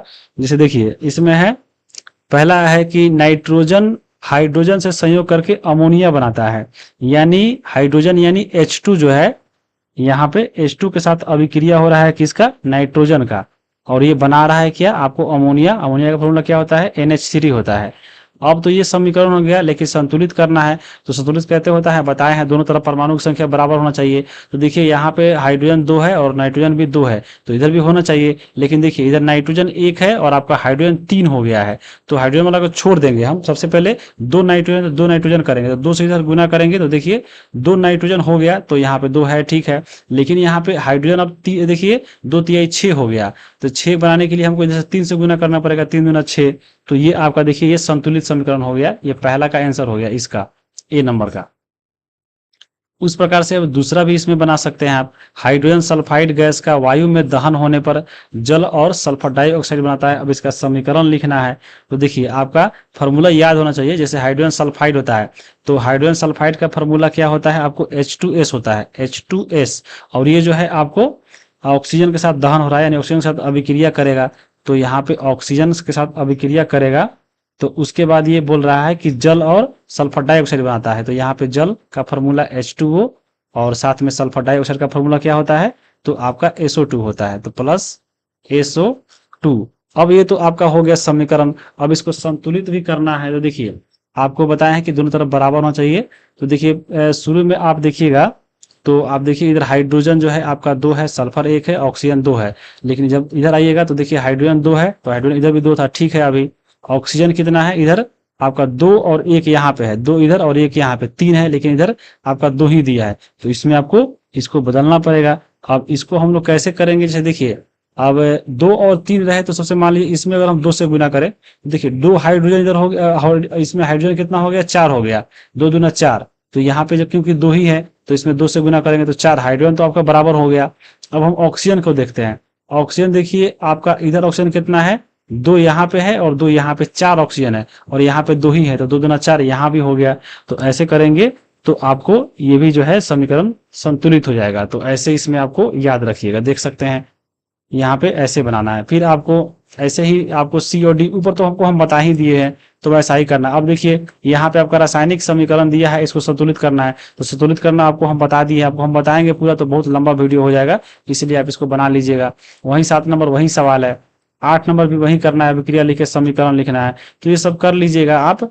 और ये चैप्टर यहीं पे समाप्त करते हैं हम लोग अब, और मिलते हैं अगले वीडियो में। चैप्टर 2 नंबर देखेंगे, एसिड बेस और साल्ट यानी अम्ल क्षारक और लवण की बात हम करेंगे अगले चैप्टर में। तो हम लोग वीडियो को यहीं पर समाप्त करते हैं। वीडियो देखने के लिए आप सभी को बहुत बहुत धन्यवाद।